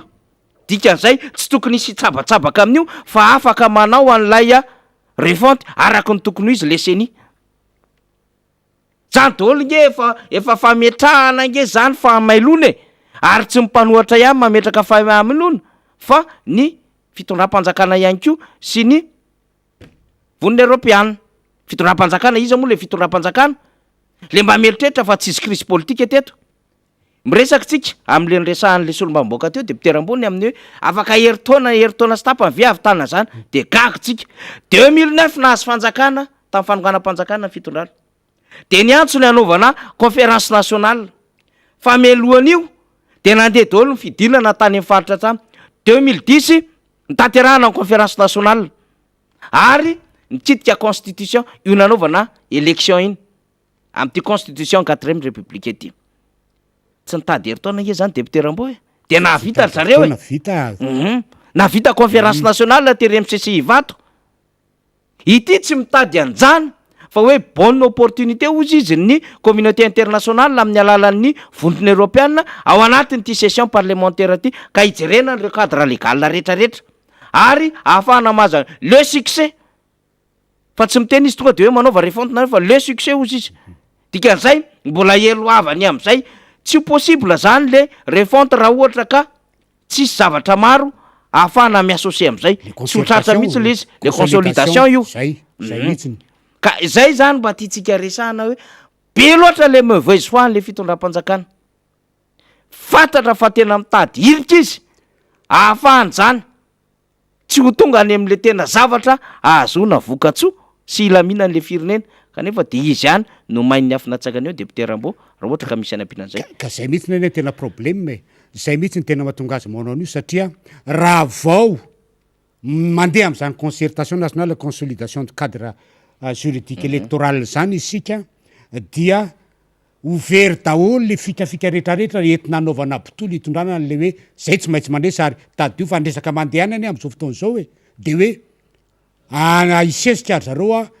tsy maintsy andresy amin'ny premier tour ko raha tsy vendrana ny olona ko anaiky an'izany so zavatra mitranga amin'ny fiainavoaka malagasy am'izao fotoana zao zay mba hoe miandrandrana tokony hoe mba misy avenir meilleur ohatran'izany nefa tena ary amin'ny fahantrana tsy toko tsy foroana tena mangiry firariny zao de eritreritra ve ny fitondrana am'izao fotoana fa hoe ho tonga am'izany hoe fandresena amin'ny hoe premier tour zany tsisy anaiky an'izany fa mahatonga an'lay solombavam-boaka honorable namana teo zany iteny hoe io important amin'io de zao tsy adino amin'io aza adino amin'io de zao resaka refonte zany dia misy zay tsy nisy miteny mihitsiny misy logiciel ampiarahana miaraka amin'io mba anaovana ny pasoka dômy pasitolako izy itsika rehefa manao dômy amin'io zavatra io tsy nisy niteny mihitsy teto ane ka raha nanao ny zany logiciel zany hoe tamin'ny 2018 tsy nisy fetsona ary mifetsonan'ny olona rehetra mihitsy hoe ty le logiciel ka ikanareo ahoany ty fa tonga de efa napetraka fotsiny le zavatra ary ny olona voagaga hoe ay ve zany ty logiciel ty raha mba nisy mitondra logiciel ka miteny nampiseho an'izany faiza manao zany malagasy navita an'izany tamin'ny anao manjery tamin'ny télévision dia nampiseho hoe zao no raha mihoatra amin'ny liste électorale de zao no fametrana hoe fahatongavan'ny valim-pivitanana zao traitement sy ny rehetrarehetra de zao ihany no nikena teto ary zany nataonyty fanjakany ty tadiavina tao zany hoe efa mikenikenina sady efa mikonikonina nambadika any efa misy miketrika any logiciel manokana izay entina anabaribarianina atsika amin'ny resaka valim-pividianana de tonga dia anome valim-pividianana araky ny sitraponindreo ary zay tsy anekendrareo ny lesaka hoe autonomisation an'ny seni fa tsy maintsy solakopony fitondrana satria raha vao misy an'izay io de na ny logiciel ampiasana io sindrendrera de tenyarany communauté internationale hoe tino izy fa tsy anareo tino izy ataonareo amin'ny zavatra io fampiasam-bola zao fa raha vao misy an'izay io dia araky ny fitenenina hoe adios raha ho antosy ary goodbye raha ho any aminay fa tsy anareo tsony ny fitondrana fa zay ny tena mampalelo andreo hoe raha vao fitondrana mipetraky io consolidation io de velomatreo ny fitondrana am'izao fotoana zao fa isika nytongaka zay zavatra zay le hoe de hipetraka bitolo eo am'le fitondrana ny olona am'izao fotoana zao zay mahatonga azy manao an'izay mifaniry eny ary misy soratsoratra maromaro alohan'ny amaranantsika azy député Rambo de ovakitsika moa zany reto soratsoratra ireto avy any amin'ny Arfidy Razafindranaivo atsika ato azavarina-tsoa ny amintsikera amin'ny tsy fahombiazany fanjakana fa teo amin'ny olona akaiky anareo isaparitra hifidy andada raha valomana tsy manana fotoana betsaka itsony isika fa zao ny fotoana mety miasa miaraka no fahombiazana de tokony ho taterahantsika rehetrarehetra mihitsy zay ny ato amin'ny antoko na ny pomba ny mpiaradia miaraka amin'ny antoko zany fa zavatra marina de marina zany mamijoa manda ranjarivo salama daholo sika meme tsy maninona raha zafaniry izay ny fiainana ozy izy tsy maintsy sotrona loloavina babena ny adidy rehetra raha mbola olombanina ihany koa mieux vaut tard que jamais misaotra tompoko mahery ny fitiava-tanindrazana miaraba ny miara-manonja MBS mila firaisankina mafy be ary koa mila mifanetana hatrany isika ety ifotony mirarosoa tovy tsara le soratra fa ndraindray mila lasa miala tovy razaka miaraba tovy ny eto Antananarivo de mbola milamina fa vao mihoatra ny 50 kilometatra ianao ka miantso zandary na miaramila amin'ny 10 ora alina ianao no miantso zandary na miaramila amin'ny 5 maraina mitafika voatonga ka io le resaka mbola horesana eto rehefa eo resaka tsy fondrim-pahalemana io fa asiana teny kely ihany fa tena mampalelo ny zava-misy am'izao fotoana fa dia horesana kely eto rehefa avy eo divinina raha-barelona miarabanareo rehetra nahoana ny mahakasika ny raha mpividiana teny efa simba ny lalana tamatavy atreo moramanga fotsiny no efa hoadiny 3 sasany nefa taloha 2 heures fiara kely nakaiza daholy ny vola ny fer mba hanao fanadidina hoe faniry hoe ohatrinina par litre no alain'ny fanjakana amin'ny carburant à peu près 30% eo raha be indrindra zany isaky mividy amin'ny litre atsika. William Marandremaleo fampanananasa ny fototra avoay ary avaozy hifanaraka amin'ny zava-misy izao ilay politique nationale de l'emploi PNE tamin'ny 2008 niarahana tamin'ny BIT. Jereo koa fa misy politique nationale de l'éducation any akoatr'izay faralahin'ny fampianarana ny fampianarana teknika avezivezy ohatran'ny firaka takalo ny antokondrara-panjakana momba ny fampanananasa sy fampianarana teknika ary fiofanana iasa ataovy matotra ny amin'io. Ka ny problème amin'io aloha de zao hoe ny olona tompona andraikitra ambony mitantana an'ilay département mikasika ny fampianarana teknika olona tsy mahasahana zany fa de atao hoe toerana politika fotsiny no nameravaviny sasany dia fianakaviany ny manodidina zany de mipetraka ao fotsiny olona tsy mahay an'izany resaka teknika zany ka zay ny problème eto amintsika eto zany hoe tsy mba objectivement arakaraky n'izy ny fametrahana n'ilay olona amin'ny toerana fa kamakama fotsiny hita zao aza fa efa tsy mamely dia tsy maintsy apetraka ary hita amindreo ministra reo hoe ministra vaizana nakaiza de nakaiza ary vaizana nakaiza de nakaiza efa misy ary zany efa nasorona mihitsiny de mbola naverina indray ka zany tsy atao magaga fa tenenina eto foana ary raha lava de tsy maintsy tenenina zay zavatra zay tovolalantiana Enova Jona miaraba fanira tsy mahay leçon le mpitondra ny olona sahirana de ararotana amin'ny naomby vory zahay hihinana fa ny vato tsy omenay azy satria vola tsy omby paosy ny azy ya ny avy any ambanivoly zay zany zava-misy sitraka erika efa miandry aongana io fitondrana io rehefa ongana izy de hoe aonganareo zay de tsy vita vely rano resaka fifidianana zany tena mila zao de miady isika ilay avretima no mila atao mandray andraikitra amin'ny fifidianana fa be da be ny ty volaka voavidy vola ya reny soratsoratra député Rambo alohan'ny amaranantsika azy mbola manana teny ambary ianao mikasika ny tsy fandriampahalemana satria mazamazana be izy ty tatoato de ianao raha teo amin'ny tontolo ny Floandamo moa zany iverina fa manaka ambara am'izay mampalelo ny zavatra am'seo am'izao fanira ary tena mahaontsa mihitsiny ary makarary fo mahita n'lay tsy fandriampahalemana na tanàn-dehibe na any ambanivohitra ary le tsy fandriampahalemana am'izao fotoana zao dia tsy miantraika fotsiny amin'ny vahoaka fa natramy mpitandro filaminana aza satria na mpitandro filaminana any amin'ny toerana misy azy any ara dia tena mitebitebo-saina sy ny rehetrarehetra na ny indrindraindrindra rehefa andehanao an'izay atao hoe manao mission zay ny entiny anaporofonana zany dia tsotra be tao anatin'ny herinandro angam'izay dia firy mpitandro filaminana maty misy lieutenant misy sergent misy gendarme tsotra misy polisy firy koa ny vahoaka maty amin'ny resaka ataony miaino anatin'ny tsy fandriampahalemana zany ataony reny jola reny ka zany mahita an'izany rehetrarehetra zany de tena alaim-panahy mihitsy ny tena ary tena miteny hoe ohatrany tsy problème an'le mpitondra fanjakana am'izao fotoana zao mihitsiny le ainy le malagasy na vahoaka tsotro na mpitandro filaminana efa impiry tenenina teto raha tsy manam-bola re de mba jerevo le minimum vital ho an'le mpitandro filaminana fa tady dio tsara fa reo mpitandro filaminanareo raha andeha reo de tsy maintsy miaro ny ainy aloha rehefa tsy voaro mo ny ainy ataona no afahany miaro ny ain'ny vahoaka zavatra tsotra be zany zany hoe de tsy takatry ny mpitondra fanjakana am'izao fotoana zao ohatran'ny hoe ny tenenaneto hoe raha tsy mahavidy gilet pare balle ho an'ny mpitandro filaminana gendarme rehetra ianao sy ny tafika rehetra sy ny polisy ianao de mba mividiana aloha kelikely ohatra raisina fotsiny ho an'ireny faritra mena reny ao miarina rivo asio folo ao na asio roapolo ao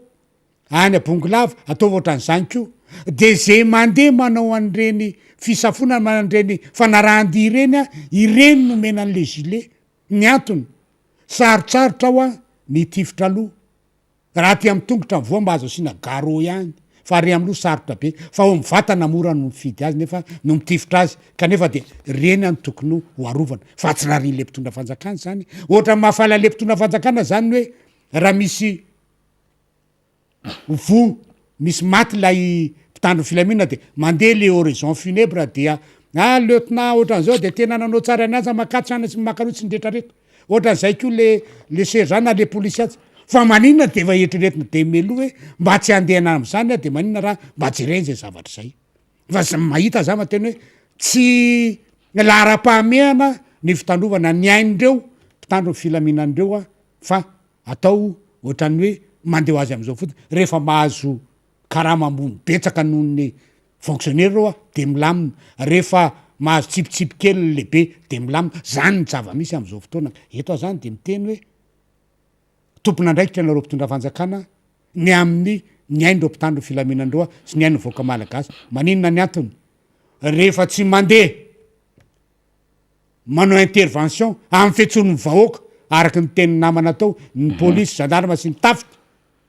de noho nareo satria maninona voavoaka ny tomby tsy fa mety ho rafalina miandry azy eo mandeha ny andalana eny izy tsy aizy ambuscade eny tonga izy de mety any amin'ny takibany any mivoa bala taraikeo fa raha mba misy an'le gilet pare-balle izy mazoto izy mandeha nareo mpijery nareo mpitondra fanjakandreo mpijery film ane nareo reo de tsy hitanareo ve ny zavatra mitranga ny ivelany andrena fomba fiarovan'ny mpitondra any ivelany mpitandro filamina mametraka an'izany toerana zany eo amin'ny toerana misy azy eto zany de mitenareo hoe tena mba jerevony aina nen'ireo mpitandro filaminan'ireo mitovy amin'ny ainareo mpitondra mitovy amin'ny ainareo ao amin'ny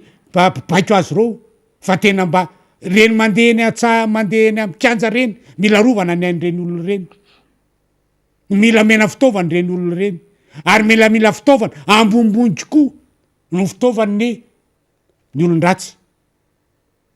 ary ny zavatra mitranga am'izao fotoana zao tsy vitany hoe famonina mpitandro filaminana ihany fa naty am'vaoka le tena mampalahelo ny amin'ny resaka fanolanana sy ny retraretra tafiditra ao dafolo zany jerena ny lalana any anelakelatrano any maizina tsy misy ny jiro lalana simba asa aminareo mpitondra any eny mijery an'zany fa aza endrasana hoe mbola tsy any zao ny priorité fa jerevo fa ny asan'ny filoham-pirenena zany dia mijery ny fahasalamana sy ny ain'ny vahoaka dia mijery ny resaka vola tsy tongana vola malagasy volan'ny firenena ary mijery ny atao hoe défense ny territoire malagasy zay zany tokony tena mba de mba jereo zany zavatra zany ry tompona ndraiky ty zany fa tena mampalahelo ny zazakely voaolana inona mahatonga an'izany le toetsaina azon'le rongono tsindrona zay feno am'izao fotoana zao ny molo mandeha am'izao fotoana zao ny katy feno ny katy ara misy avy any dego mihitsy ny tonga eto tangina roplanina mianaka eo amy 67 hectare eo drogue douce de lasa miaraka amy coca miaraka amin'ny limonady de lasa sambatsambatra avy eo de lasa manao ny tsifanao zany zavatra zany tena mila jerena dafolo ary mila tena mba jerena ro tompona ndraikitra fa tena mijaly le vaoka malagasy tadio tsara fa rehefa tsy milamina fandripahalemana tsy milamina my vahoaka dia tsy fampandrosoana vita eto tsisy raha vanina eto ary ny mampalelo amin'izy de zao lasa ohatran'ny zavatra mitranga rena lasa any am'zavana asa tsy tokony nataon'le mpitandro filaminana misavan'ny filoham-pirenena marikaravalomana filoham-pirenena teo aloha zay olona tokony tsy hosavana kory fa manana ny sata manokana mahafiloham-pirenena azy dia any tsy afantatra azy de mbola savana de mbola janona de mbola conseil lasa manao zavatra aby lasa fitaovana politika lay mpitandro filaminana zao fotoana de farangama de lasa hoe zay olona ohatran'zao de tsy mila rovana ihany ko fa olona ohatran'zao any narovana mety andeha am'zany eny efa rany io raha zany zavatra mitranga am'zao fotoana satria matahotra ny eny le mpitandro filaminana raha hoe tanala ty vonjeo arirana voatran'zao zay tsy hoany a fa raha anina de mandeha izy ka zay zavatra mba tsy nokavana am'zay a de tena mba miantso anareo tompona andraikitra ato amin'ny fitondrana mba hijery minimum vital fiarovana andreo mpitandro filaminandreo arakarak'ireo fiarovana ny aindreo mpitandro filaminandreo a no ampandroso antifirenena ty satria tsy atahotra tsony izy a anao ny intervention sitrika any amin'ny elakelatran retraretrany hijeriny amin'ny hoe milamina ve ny fiarahamoniny malagasy a milamina ve ny fahalemana any a mba ahafahany vahoaka mamokatra milamina ve ny aty amin'ny tanàn-dehibe aty a mba ahafahan'ny vahoaka mano ny asa tsakany sy andavana amin'ny andro alina zay angamba no teny fa efa tenenina foana eto amin'ny zavatra io fa dia tsy mitsahatra amin'ny tenany zany satria mampalahelo mahita n'lay mpitandro filaminana maty tsy leva le vady amandano mitondra fahoriana avy eo ninona noho ny tsy firarahina noho tsy famezanasina zany aino mpitandro filaminana zany a zay atao hoe tena antoky ny fandripahalemana am'izao fotoana zao zay faniry fa dia zay no azo tenenina ny amin'ny androany ary sitraka député hoan'ny fitiavana ny vahoaka malagasy a ny tenenina zany retraretra zany a ary mba andraisan'ny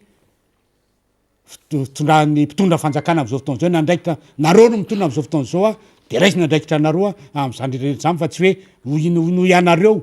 ao amin'ny mpanohatra mahatonga anay a tsy mahavita ny asanay tsy zany mihitsiny asanay any mikritika asanay ny mitsikera de asanay ny miteny ny zavatra tsy mety ataonareo ka zany no izy zany a mila mahazaka nyzany tsika rehefa eo amin'ny fitondrana io fa dia zay no azo entina faniriny amin'ny androany a fa dia manao veloma madinidinika sy masina fatipatenana dia samay vitain'andriamanitra amin'ny herin'ny androany toy zao indray raha mbola men'andriamanitra ainitsika de mbola mino fa afaka meoneto iny ary isaorantsika ny député Rambo tam'izay toromarika torolalana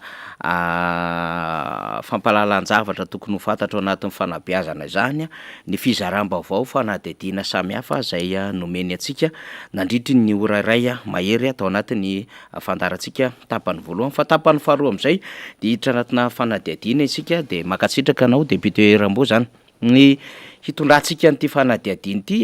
mazava be zany de ny hoe ny fihetsiky ny fitondram-panjakana am'izao fotoana zao io fihetsiky ny fitondram-panjakana io dia misy lecture marobe ary misy analyse marobe mihitsy azo andikany an'izay fa hoentitsika amina fomba fijery iverina fa raina roa ity fomba fihetsiky ny fanjakana ity ny antony de hoe raha ny sitrapon'ny fanjakana zany de resaka pensée unique am'izay zany ny tokony hampiarina eto Madagasikara hevitra tokana atokotokana fanjakana mazava ho azy am'izay tia ny anovana azy zany de mametraka ny lalàna tokana izy am'izay lalàna ny fanjakana fa tsy lalàna iombona ny fiarahamonina fa lalàna apetraky ny fitondram-panjakana zay le pensée unique zany de rehefa eto mandeha am'izay le izy de io lalàna io dia tsy voafehan'izany fitondram-panjakana fa ny hafa no voafehan'izany rehefa tia ny ahetsika io lalàna io ahafahany manery ny hafa ahafahany mame ny adversaire politika na ahafahany amiko io manidy ny adversaire politikany de ampiasainy le lalàna fa tsy ho ampiasaina aminazy io satria tsy natao azy le lalàna ambony lalàna zany le fitondram-panjakana am'izay fotoan'izay endriky ny lalàna zay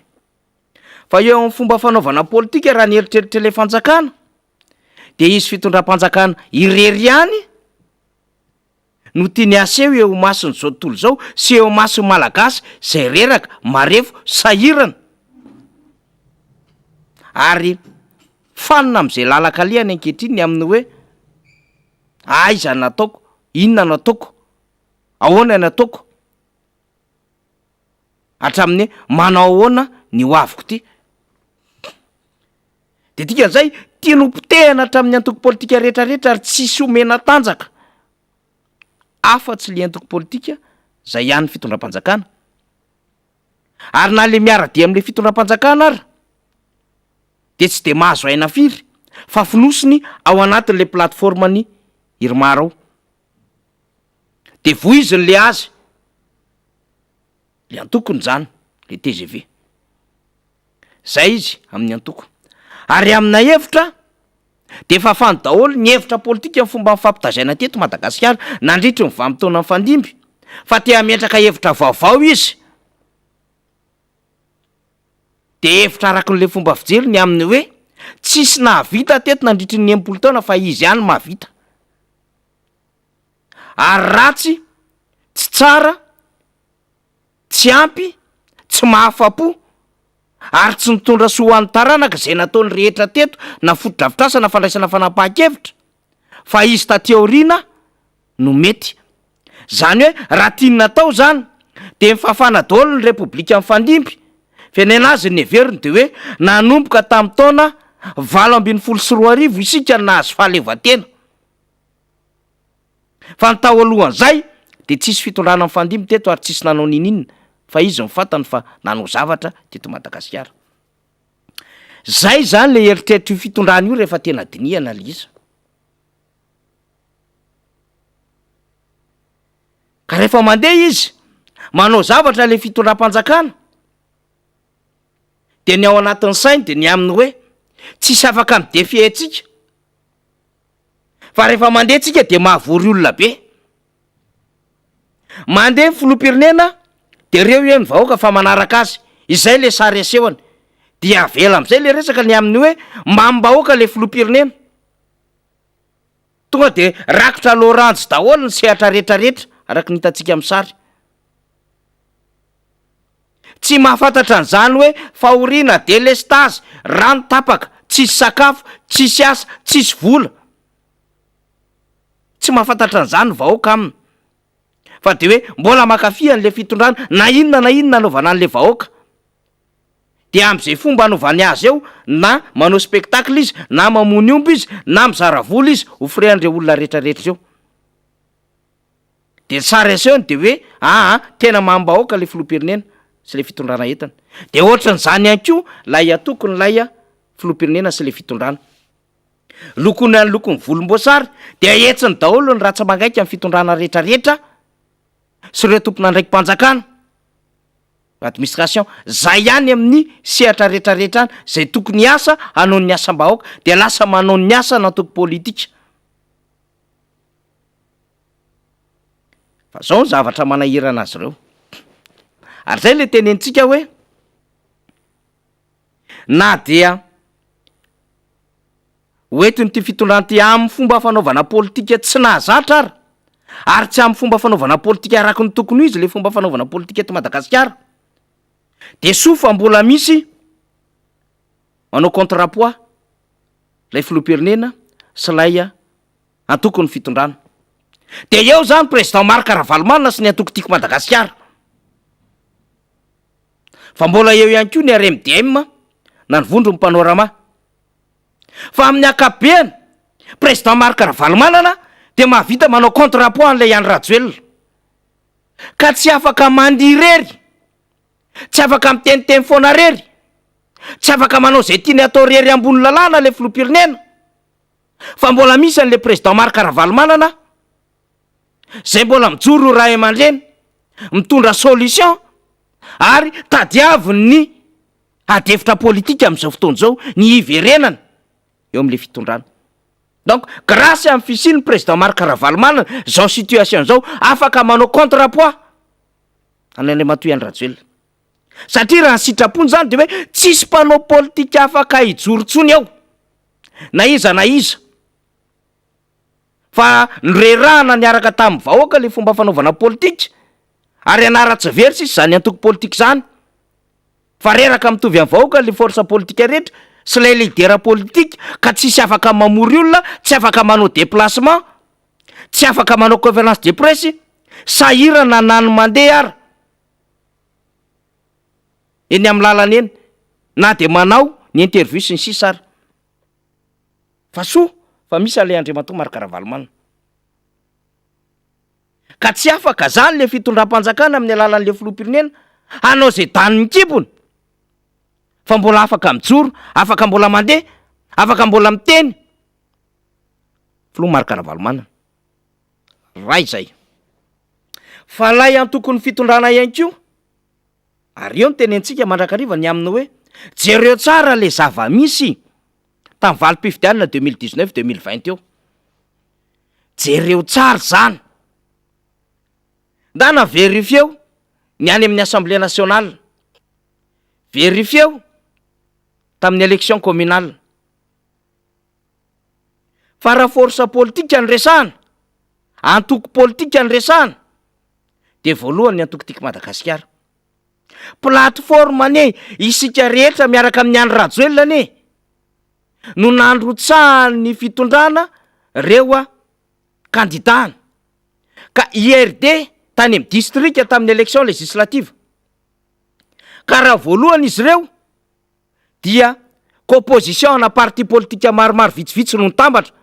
nitambatra tao anatin'ilay IRD tany amin'ny distrika. Tatsika misy MMM, misy TGV, misy Freedom, misy Maintso, misy Avy, misy Arakisika, misy Havana, misy Liaraiky, misy antoko vitsivitsy niaraka tamin'izy ireo tao anatin'izany. Fa faharoa ny antoko tiako Madagasikara. Dikan'izay zany, raha resaka antoko ny resana tamin'ny résultat faharoa officiel, fa raha resaka antoko ny resana voalohany ny antoko tiako Madagasikara. Satria navita nanderery ny atrika le élection face am'reto plateforme politika mouvance présidentielle reto. Raha nanderery zany reto antoko reto, atraiza amin'ny force politika isaky ny parti politika. Ary zay raha teo tamin'ny fifidianana élection communale, mbola le isika rehetra miaraka amin'ny andro rajoelona taty amin'ny commune na IRK mbola mitovitovy amin'izay, saingy efa nisy ny ala nanderery ohatra ny MMM. Efa nanomboka nanderery indray ny MMM teo tary amin'ny communal. Fa mbola raha jerevana taorina ny IRK de ny antoko tiako Madagasikara no manana be ny tanàna sy mpanolontsaina betsaka indrindra manerana Madagasikara. Zany hoe mbola mijanona eo amin'le laharana faharoa fasy amin'le plateforme izy. Fa na resaka parti politika izy ny voalohany. Zany hoe skotina zany ty plateforme ty. De raha mandeha zany amin'izao fotoana zao ny antoko mpanohana ny fitondrana, le lazaina fa manao bonane, le lazaina fa manao congrès, lazaina fa manao redynamisation io, dia ny antoko ty manao contre-poids an'izay.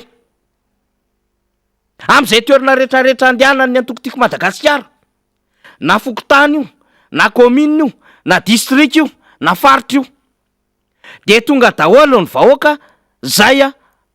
mpanohana ary mpitratroka an'izany antoko zany, ary ireo membre sympathisant. Tsy voatery membre actif fa membre sympathisant. Tsy voatery anakaratra ihany koa, fa mety misy membre ihany koa velan'izany rehetrarehetra izany, zay mety manohana ampahanginana an'ilay antoko aty ambadika. Ka tsy afaka manderery tsony koa zany lay antoko n'le fitondram-panjakana, fa misy an'ilay team manao contre-poids ety ambadika ety.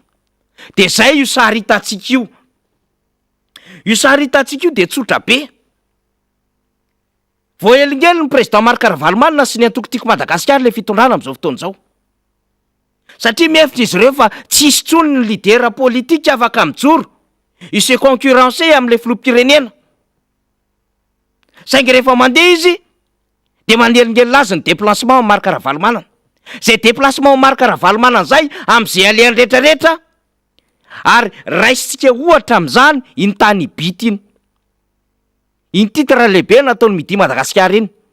inopiné tampotampoka tsy napozina. Fa ohatra n'ilay hoe misiokatokana de tonga ny olona. De am'izay ale rehetrarehetra, dikan'izay manelingelina an'le fitondram-panjakana zany. De io atao amin'Andriamatoa Marc Ravalomanana io zany tian'le fitondram-panjakana hoe ahoana ny fomba tsy ahafahan'ity olona ity mivoaka ao faravohatra ka ambena ny gendarme manoloana ny vavadina. Ary raha ohatra ka tsy tratra ndray zay, ahoana indray ny sakana anazy eny amin'ny lalina rehetra zay aleny eny. Ary raha ohatra ndray ka tsy mety zany, ahoana indray ny ampiasaina azy tsy ahafahan'ilay antokony manao famirian'olona ka ho tonga eo ilay andriamatoa Marc-Caravalomanina. Satria mifanahatsahana mihitsiny, ato tena mampiasa vola be tsy toko tsy foroana, mampiasa omby, manao spectacle, manao fitaterana hatrany amin'ny commune sy ny distrika rehetrarehetra lavitra mamory olona. Ato le andriamatoa Marc-Caravalomanina tonga amin'ny fony, amin'ny volontény, amin'ny convictiony lay vahoaka amin'ny famoriam-bahoaka zay ataony.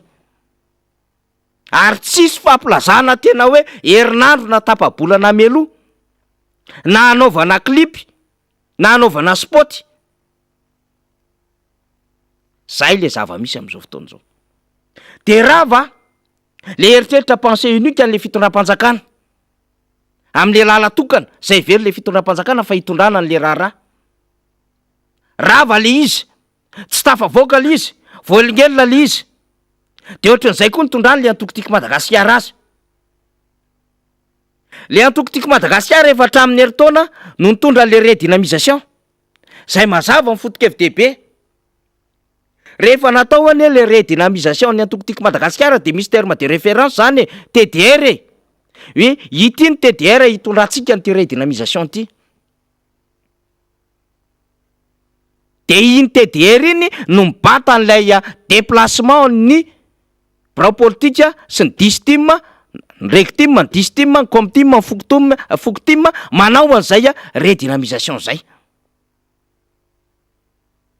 Zay io lafin-javatra hitantsika io. De tsy afaka mandeha rehetrony zany le antokon'le fitondram-panjakana, fa eo koa le tia mafasy am'ilay zavatra eritreretin'izy ireo.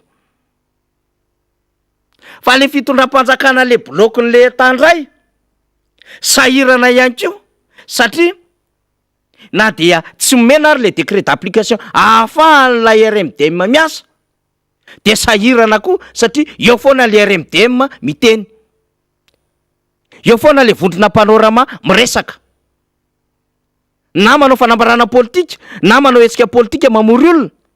na manao lobbying any ambadika rehetrarehetra. De io any vokany anisan'ny anankiray io vondrona Europeana io.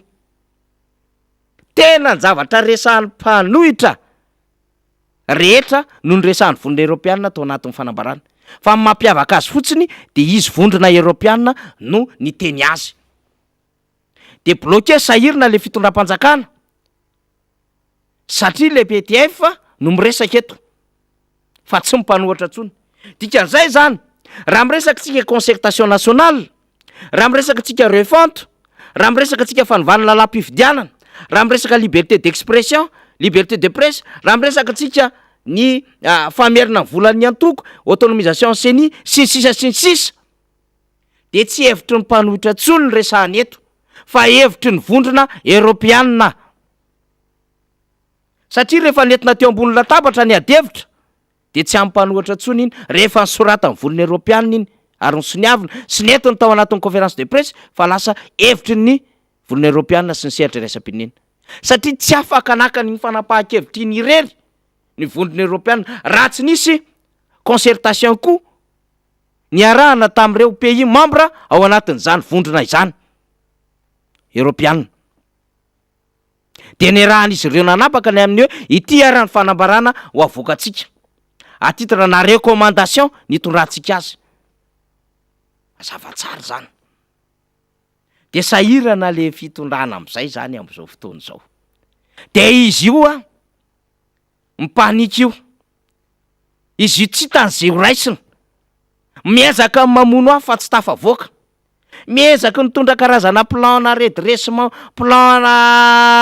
national na resaka fambolena ndray fahavitatena ara-tsakafo, miezaka ny ndao tsika fa hanao lalam-pirenena fahazao ndray ho an'ny Egypte ny ministre ny travaux publics de hanao autoroute, tsy maintsy vita ny Tanamasoandro, efa vita ny université any Deko, fa zay ataony rehetra tsy midona amin'ny tolana de midona amin'ny talio de midona amin'ny poteau. Hatramin'ny zavatra tsy tokony ho domin'le fitondram-panjakana ara lasa midona amina borna. zavatra kely iva kely ery mampidona an'le fitondram-panjakana tsy hitany satria efa sahirana izy mijerer an'le situation. Ary efa nresahantsika teto zany fa le fanjakana mihitsy ny tsy hain'le fanjakana ny anarany. Ny heverin'ny fahalefanjakana zany de hoe fahamprevena. Ny heverin'ny fahalefanjakana zany de hoe fanomezana tombontsoa sy seza ho an'ny akamakama. Ary ny heveriny an'le fanjakana de hoe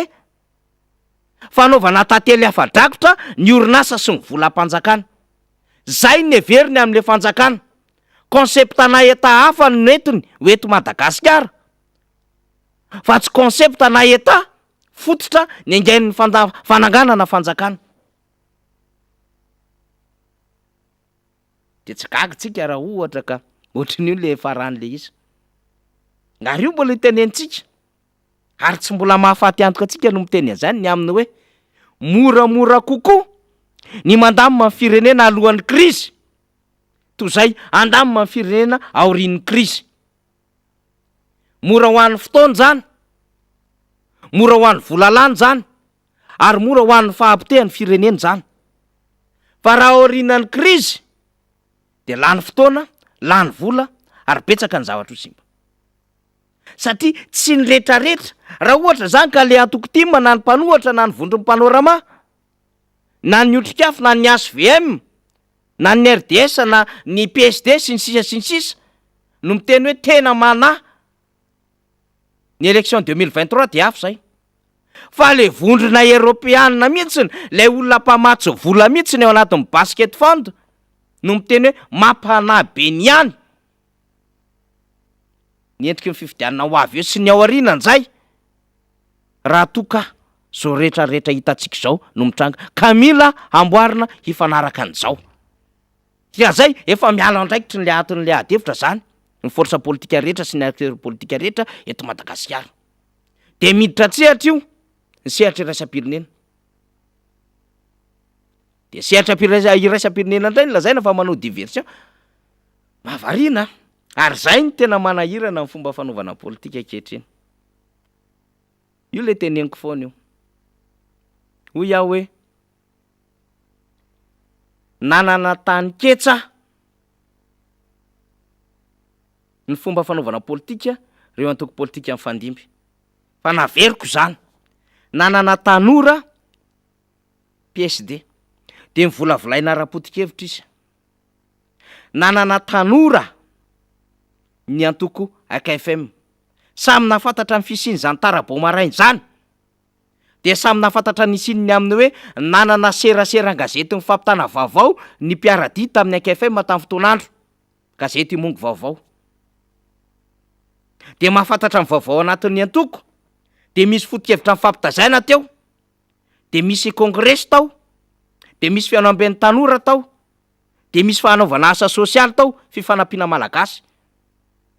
Tsy mbola lovainy ankizy ankehitriny ao anatin'izany AKFM zany. Ohatran'izany ny monument. Na ninona moa dada monja zay tany amin'ny toerana misy azy tany atsimo. Za azo lazaina fa mba niady tamin'ny fiainana. Nitondra fotikevitra jiny. Vorona ny dikan'izay tsy mivoaka raha tsy amin'ny alina. De io nentin'ny dada monja nanaovana politika teto Madagasikara. Niady tamin'ny mpanjanaka. Ka manana fotikevitra fa rehefa mivoaka enjana be. De namolavola fotikevitra tao izy fa tonga hatramin'ireo mpianatra sy mpampianatra ny teny anivon'ny université no resy lahatra tamin'ny hevitra nentin'ilay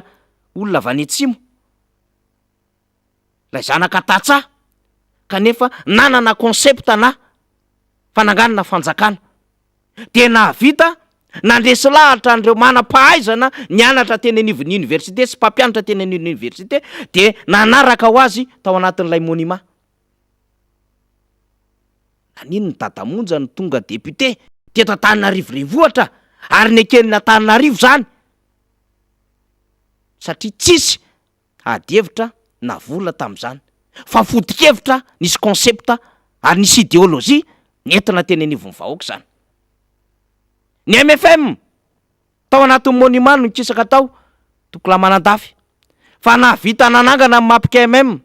Tao daholo ny tanora miketrika, mianatra amin'ny fomba fanaovana politika, mianatra miady hevitra,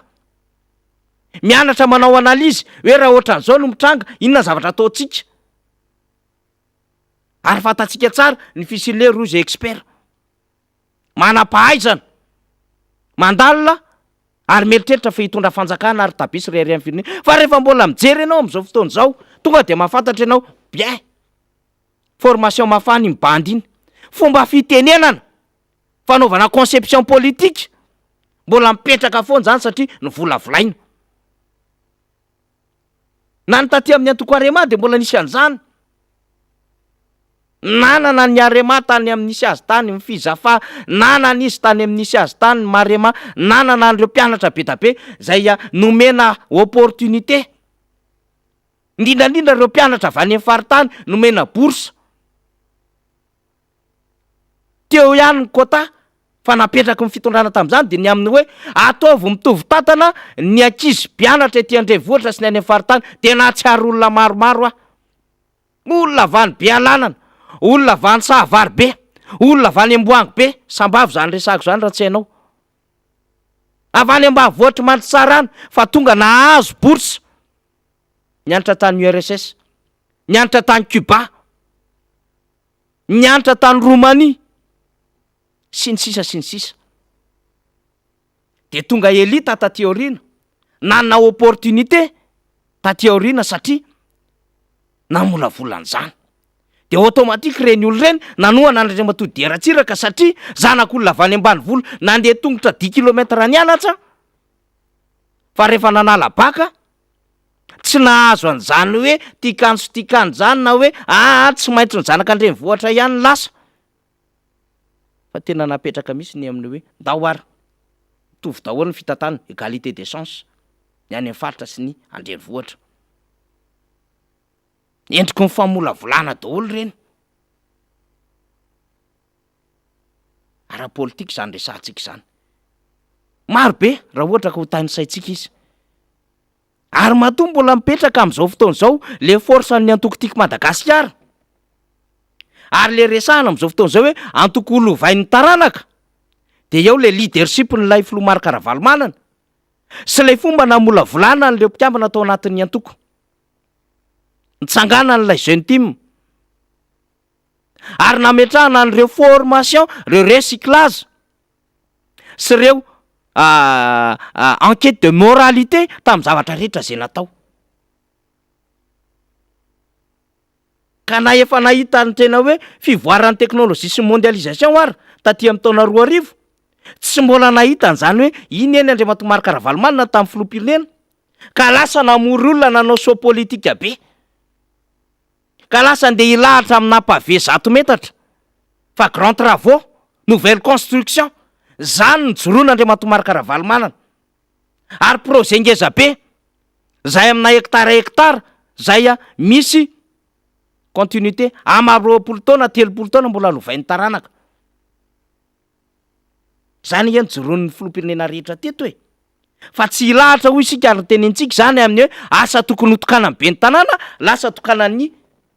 filoham-pirenena. Asa tokony tokanan'ny chef de région na ministre, gouverneur na ministre, lasa tokana amin'ny filoham-pirenena. Tsy tokony hilahatra amin'izany président.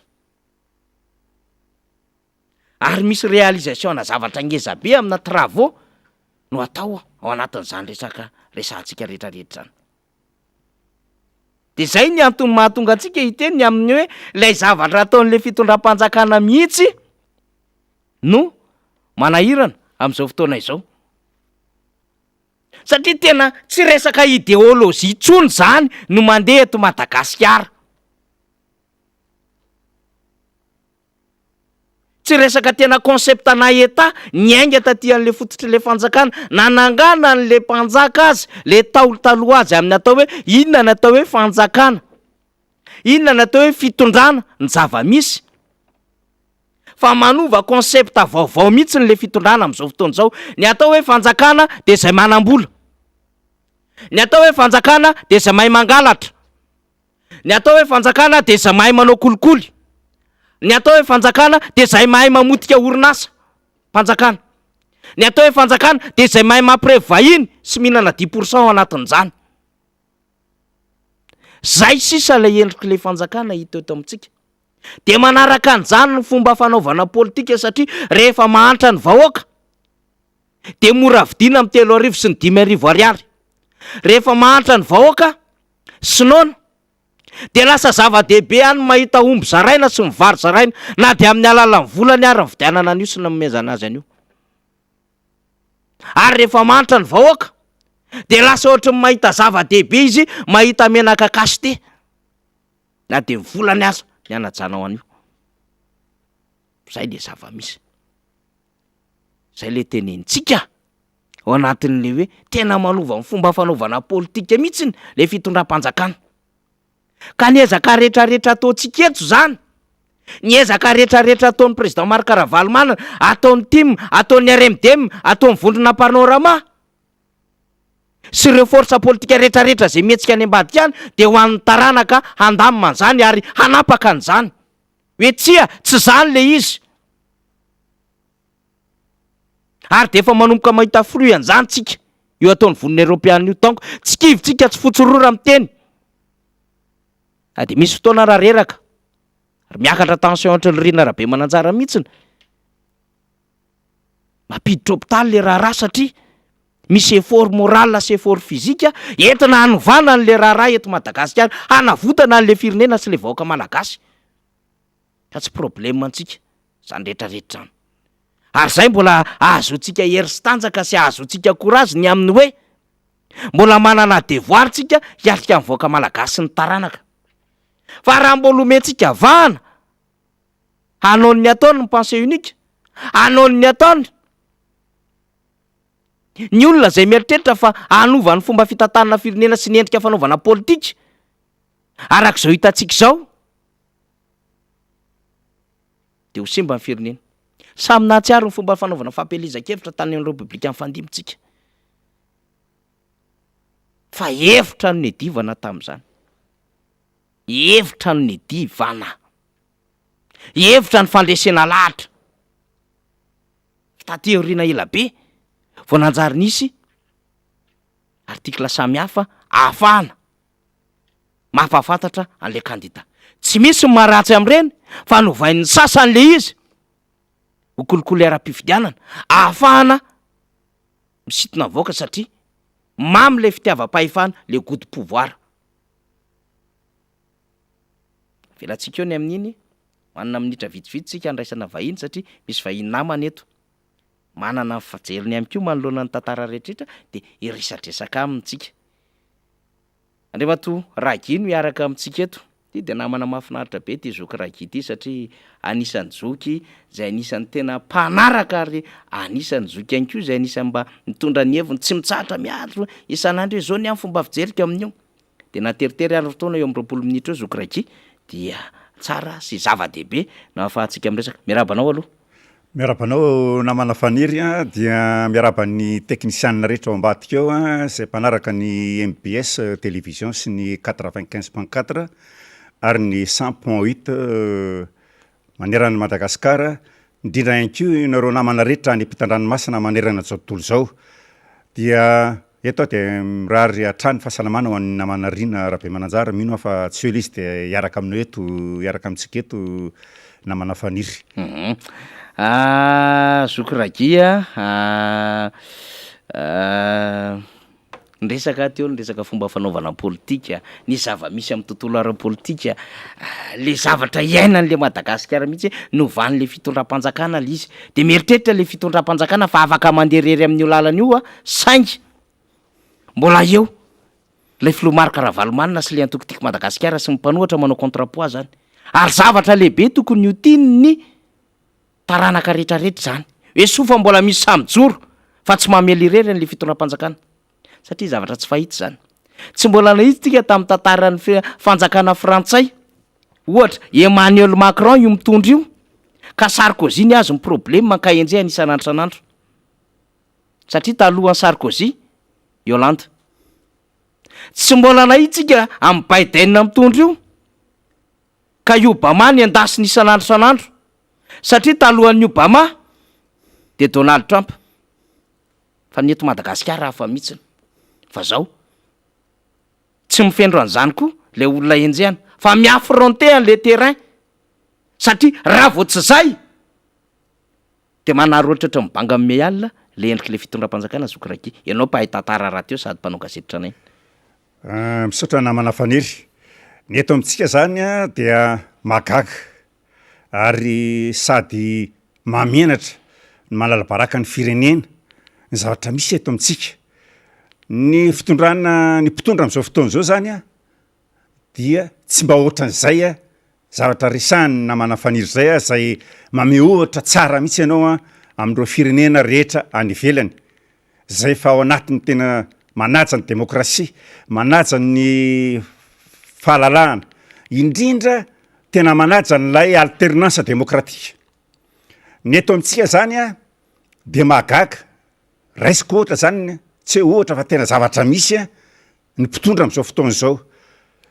tena inona ametraka fanontaniana anareo mpitondra indrindra any amin'ny filohan'ny repoblika am'izao fotoana zao inona loatra ny tena mahatonga anareo anembatsempana anakatsakana ary indrindra anenjika faran'izay bitika faran'izay lehibe indrindra ny filoha teo aloha Marc Ravalomanana tsy anjarako ny mamala an'izay fa anjaranareo ny mamala an'izay inona no antony zay rehetra lalana lehany a de andrahanareo ampitandro filaminana anakandalana anazy isavany tomobila hoentiny isavan'ireo olona mpanaraka azy aza tino nefa fa misy sata amin'ny fe manokana ny filoha teo aloha zay rehetrarehetra efa ny fandimbo nitondra ny Madagasikara de anisan'izany a ny filoha Marc Ravalomanana tsy hitako mihitsy ny antony anambatsembanana anazy aza tininareo anefany fa arakaraky ny anaovanareo ndre fihetsika reny amin'io ray aman-dren'ny firenena io zay nanana mahizy azy hatram'izay ka hatram'izao a ny voamaika itiavany vahoaka malagasy azy voamaika anitona ny vahoaka malagasy azy a ity azy a ary ifidy azy a amin'ny fotoana zay tsy ho avy zay ho avy tsy ho ela eto amin'ny firenena izay ny avy hatrany a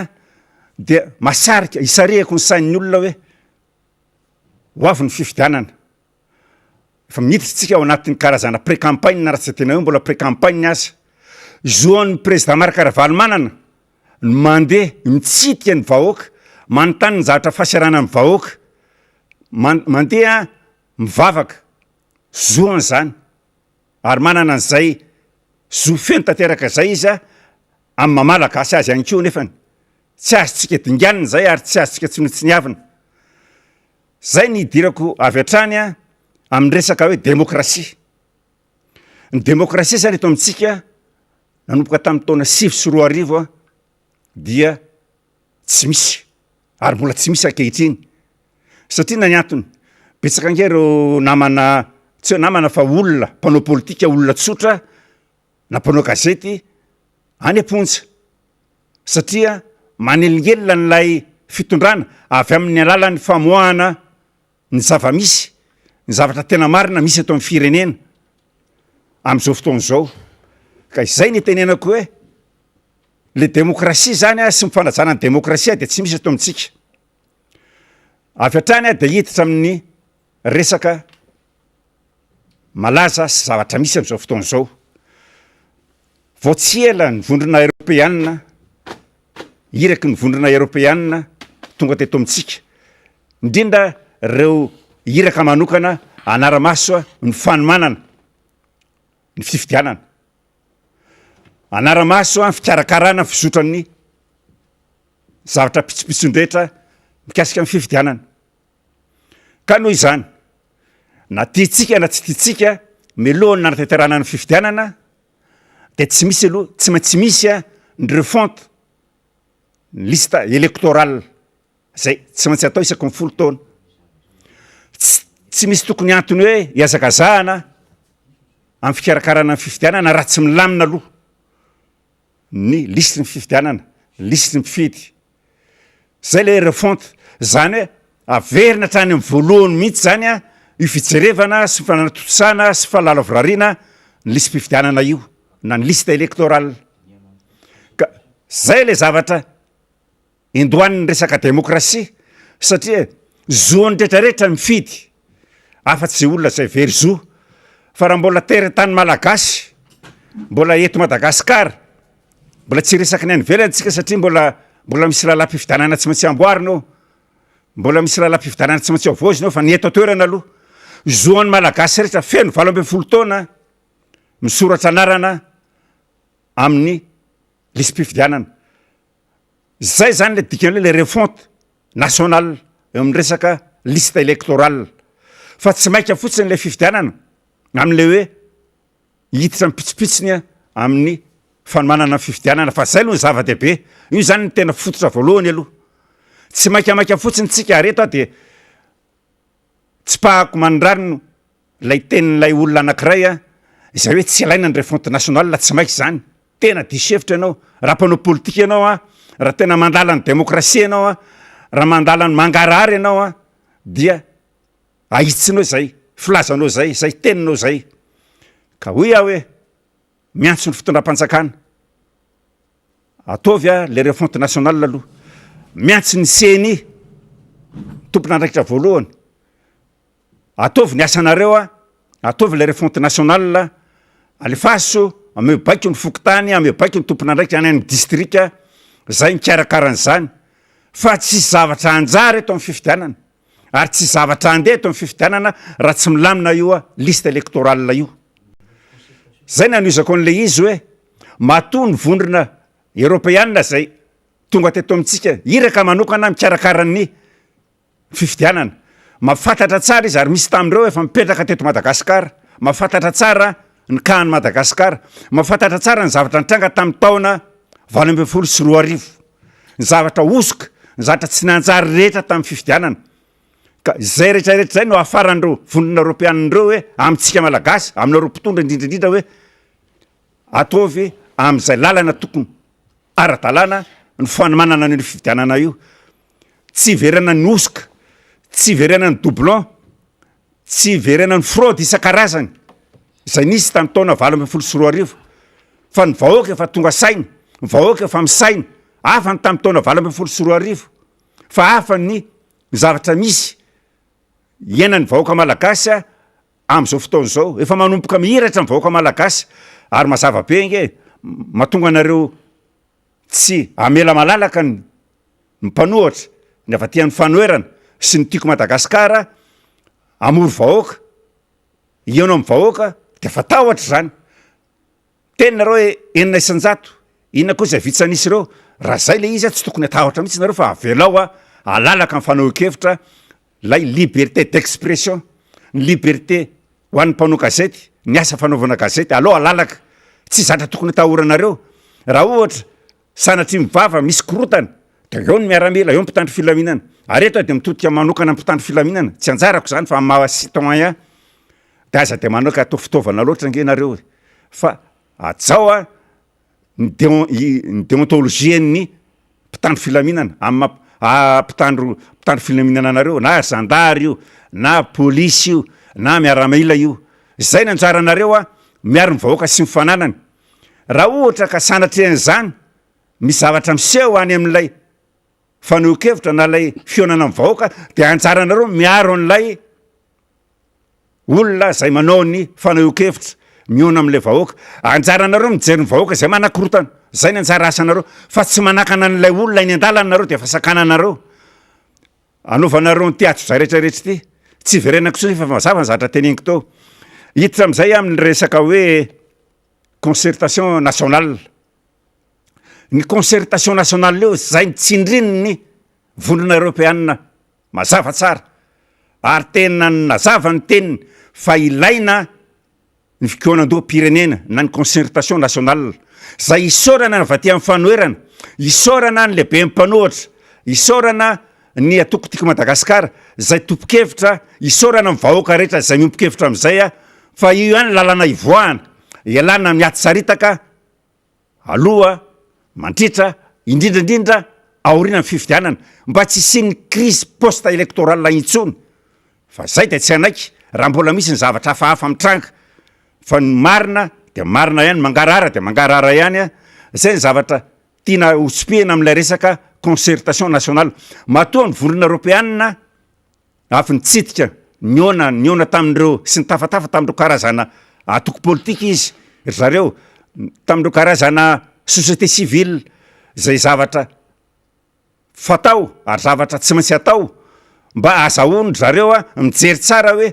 tsy momba ny atsy izy tsy momba ny eroa fa mijery tsara hoe iny lalana kizorany Madagasikara eo amin'ny firosoana ny fanomanana firosoana amin'ny fifidianana zay tsy maintsy atao afaka ataona raika ka tiako tenenina amitsika zany indrindra ho anareo mpitondra arao atsakasy andava ny toromarika satria inona ny antony izy fiatraikany ratsy eo amin'ny fiainan'ny Madagasikara io izy fiatraikany ratsy eo amin'ny fiainan'ny malagasy io raha sanatria ianareo ka miziriziry manao lala mahitsy tonga amin'ny fitenenana hoe manao itsin-dalana ka andro favaratra avy de manao itsin-dalana taka amin'ny andro rinina ka zay zatra tiako apetraka hoe areo ry mpitondra manomboka any amin'ny filoham-pirenena zany ianao mpitondra ny firenena am'izao fotoana zao manaiky ny vahoaka malagasy tsy manaiky kosa nefa ny vahoaka malagasy ary tsy anaiky ny vonona iraisam-pirenena raha ohatra manao dérapage ianao manao dérapage amin'ny fitondrana zany hoe tsy mandeha ny amin'ny lalana tokony izorana mandeha ny amin'ny filaminana sy ny ara-dalàna neny ara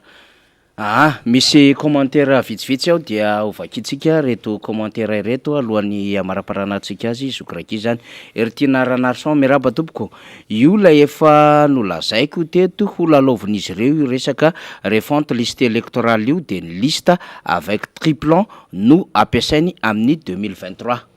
de eto alohatsika zany fa de ho hitantsika eo ny toyany i maga andriama mivonona mijereva anaranareo eny amin'ny fokotany vaoaka malagasy raha tia tanindrazana ny tsiraray fa rary zareo TGV mapara no antenaina fa de halatra no be ao zay ny maga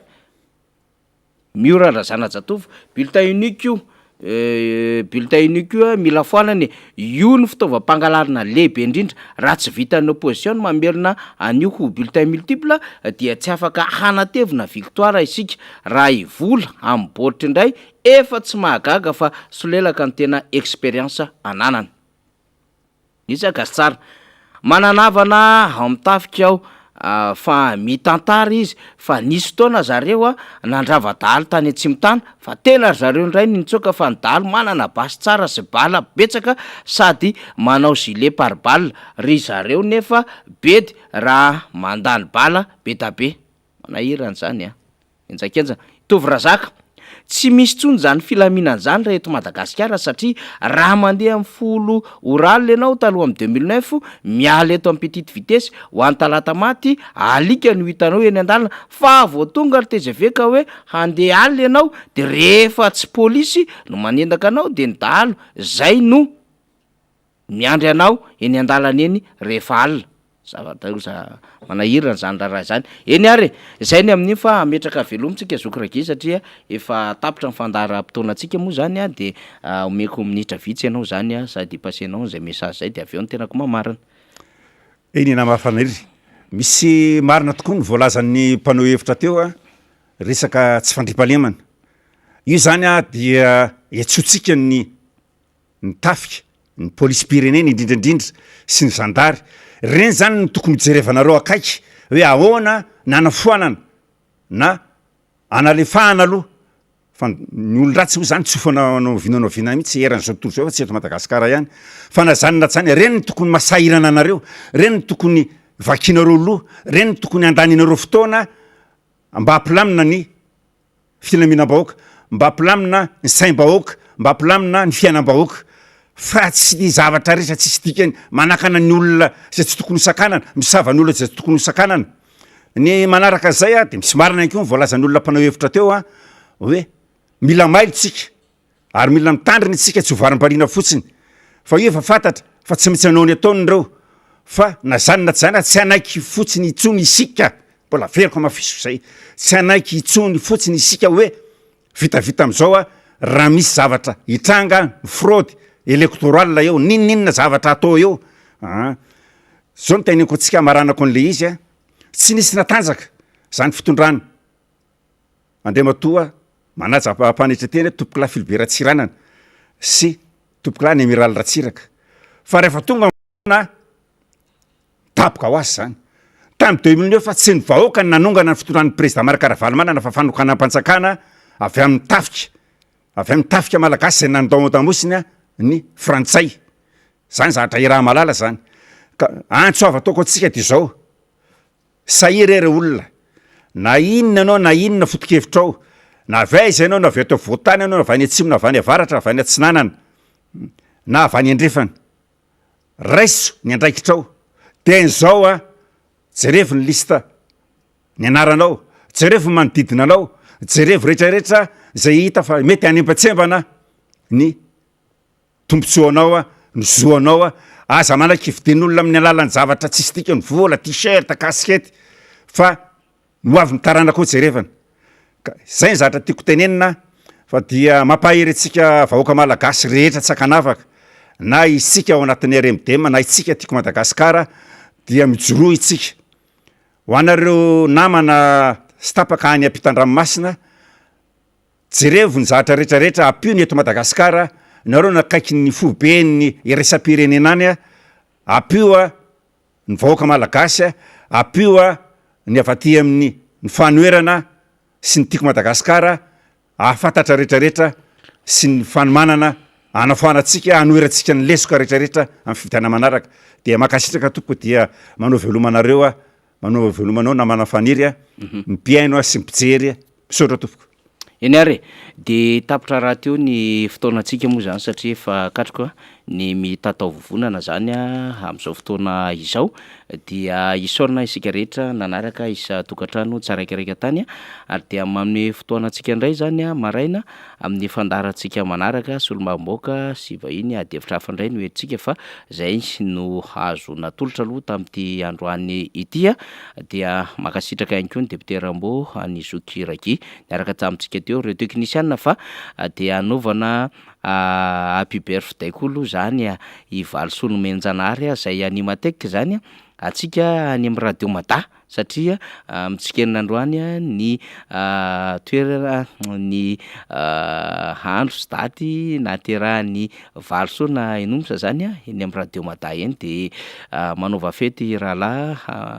ary de hotratry ny arivo mitsingeringerina hatrany ifanantitra amin'ny zafikely fomba fiteny moa zany fa ny aela velona ny tena zava-dehibe zany dia mirary soanareo namana mpiara-miasa ao amin'ny radio Mada rehetra ihany koa zany de tsy adino namana teknisiana ny radio MBS sy ny televiziona MBS makasitraka atsika rehetra dia ho andra-pitsondray veloma tompoko